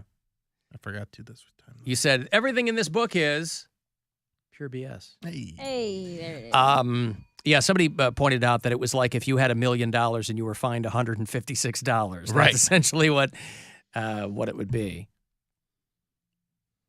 You had $1 million that you were. It's not even that they weren't supposed to, that you didn't disclose. So yeah, That you hadn't disclosed. Yeah. A lot of people are asking me to have Poundcake spell Melee. I don't. I assume that he used it, and I assume he knows because it's in the video games and it was in his sports break. And I mean, Would you like me to spell it? yeah, of course. MELEE. That's right. I knew he could do it. Good job, bud. Yeah. Well, he would have had to have written it out to put it in his sports break. I don't mean it was correct. Right. That's true. He wrote M-A-L-Y. menus. I mean, he wrote menus. That's true. That's true. Menus to society. Menace to society. Yeah, again, I didn't know if he was writing them out phonetically or. Sometimes I do. Like the drug that I said, the Kalana, whatever it was, that was in the eggs, the fertility drug. What is it? You tell me. You must have it written down in your notes. Well, I deleted it. Clomiphene. Oh. Clomiphene. You delete them after you're done? As soon as you're done, you delete them.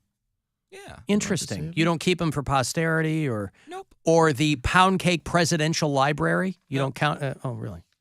Did you go back to them and see if you're progressing at all? Well, I can listen to myself and get it that way. Why do I have to save? No, it's just. Do you? No, I don't save them. No. Do you listen back to old ones? Oh, of course. Oh, you do? That's in the break. As soon as he's done, he goes back and watches it. Especially if No, it's a but good that's one. not old ones. That's the one he just did. But I do go back there and listen to them. Like sometimes if I'm riding in my car and I type in Poundcake Sports Break and there's just all of them are on YouTube because Bill titles them that way, so I can just go down and listen to each one. And you've heard a progression in a positive evolution in them. Oh, absolutely. That's good. No, I mean, I think we all have. I'm just curious to get your take on it. I'm a lot more comfortable doing them. And I can have fun with them now. Before it wasn't, not to say I wasn't having fun, but it was more so of pressure. Yeah. I have fun with them now. This is completely switching gears, but a customer messaged me and said that Mary was telling a story within another story a couple weeks ago where she mentioned that Blake almost caught you and Brian having sex, and then you didn't really tell the whole story. Is there any story to tell? No, I mean, that's pretty much it. She knocked on the door while it was going on, and then we had to fake like. And it all slides around, and it mushes out, and nothing stays where it's supposed to stay. No, I mean, we were. She was doing something. She was like watching a movie or something. Smashing her iPad. Yeah, throwing her tablet. Yeah, and that's exactly what happened. There was a knock on the door. We were like, we can sneak away for 5 minutes. And there was a knock on the door, and we could not sneak away for 5 minutes. So we had to quickly re-robe and attend to the issue at hand. With the kid in the house. Yeah. You gave me so much crap. You specifically. Who, me? Yes. I don't remember this. Because I didn't even tell you when. You were already like, nope, that wasn't me. No, I'm not saying that. I don't remember this story. I used to say Brian and I would not have sex at all over the weekend because the kid was there. And you specifically were like, really? You got a door that locks? You couldn't just do it quietly? Blah, blah, blah. You're just never going to have sex again. What if the kid moves in with you? You, Alan Cox, specifically were on team get one in secretly. I am. And then we tried, and it didn't work. Oh, was this a one time you tried? We've only done it like once or twice when she's been there. I see. Because it's like, she's an only child. It's not like she's playing with somebody else. Right. Well, usually When she's she goes like, to sleep. well, we're usually exhausted too. If we're hanging out with her all day or we had birthday parties or something to do, by the time we put her to sleep, we're like, dude, I'm so tired.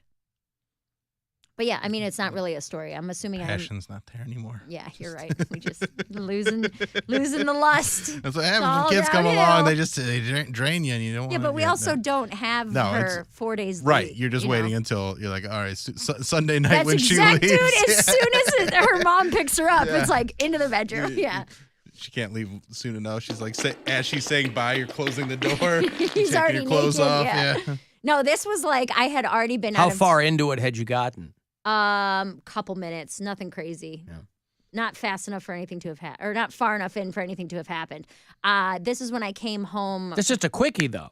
Well, yeah, but Yeah. it was like the beginning of the quickie. I see. I had come home from a weekend of shows, so I got home like Sunday afternoon, and we tried to sneak one in real quick. And She's got to have an idea that something's going on behind that door. That, I mean, she's not we stupid. told her we were talking. We told her we were talking. We were being quiet. It's Yeah. not like we were making a bunch of noise and banging around and screaming. Like, you know what I mean? Oh, Are you guys my having God, a skirmish? I understand. Yes, we were having a skirmish. You guys having a skirmish? Yeah. No, there's not really a story. Skirm. Oh. Yeah. Oh my God! Wow! Oh my God! Hello? Oh Hello? my God! Hello? Daddy, not mommy. What's happening in there? And then you both come out in robes? No, we put our clothes Like on. you're at Club Med? No, we put our clothes Oh, back on. all right. Although I do have a robe. See that's the move. Is you don't take your clothes all the way off. Just No, Pants down. Yeah. We didn't do that. Car gone. See, this is we're not. just get through. We're just gonna wait. It's a total of like 60 hours. We can wait. You can wait. Yeah. Broward Sheriff's deputies arrest a man who they say has more pussy than he can handle. I'm Kathleen Corsa with that story coming up on Channel 6 Action News. Okay, a lot of cats. Yeah, that's why that's not much of a story. That's why it was. Yeah, probably someone would just a thought part it of might another have been story. more. Oh no. And the reason that I'm on Team Get It In is because you might get caught. You're gonna ruin that child. It's his kid. She's gonna end up. I have to deal with it. I'm Ah, there too. whatever. I want her to be like, If seeing two people who love each other express that love physically is going to ruin a child. she's 7. So's my daughter. If Yeah, she but it's walked not in and like we they're were doing it, honey, I'm 14. momentarily mounting your mother. Go downstairs and I'll be. Dad, why are mommy's feet by your ears? I'll be down in a second. Let the dog out. You know that song, Who Let the Dogs Out? It's going to be you right now. we don't have a dog. She'd have to find the cat. Let the cat Go out. pull the cat out of hiding. Yeah. Don't get bit, and let her outside. Get please. that cat out of hiding and don't get bit. Get that cat out of here, like Steve Martin back in the day. Well, nobody got caught. Nope. Well, there's always another day. Yeah. Always another day.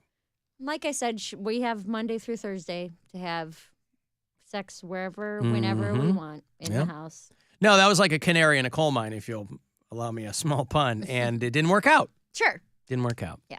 Yeah, we haven't tried a lot. We were like, I've lived there a year. So for us to have done it twice in a year, Mm-hmm. where it's like, it's the same thing as the antibiotics. So I'm like, we can wait a day. It's not a big deal. How old do you think she'd have to get before you guys go, we got to go take care of something? Just straight up tell her? You get something to eat? Never. Oh, never? Never. Okay. No, Not when she's like you 16. never like. I don't think I'd straight. Have you done that? I need to go. Not at liberty to discuss Oh the my God! ins and outs of. No, of course not. My ins and daughter's outs and 7. ins and outs of Yeah. that. No. No, I don't think that's something No. you ever say to your children. I'm gonna go sleep Just with your dad. Just real gotta go quick. lay one down real quick. Yeah. My parents are banging all the time, so I got, it wasn't even a thing in our house. if That you'll- door was shut. We knew what was going on. Kids, enjoy your dessert. I'm gonna go drop a clip in your mom. Oh my God. Gross, dude. Let me take a break. You want to get the last word in? Send me a text, 35192. The Corey Roddick Experience on the way at 6:30. Cavs are off tonight. They'll be back tomorrow night after the All-Star break. So we'll take a break here, wrap everything up, and if you want to drop me a message there, 35192. It's the Alan Cox Show. Everywhere on our free iHeartRadio app.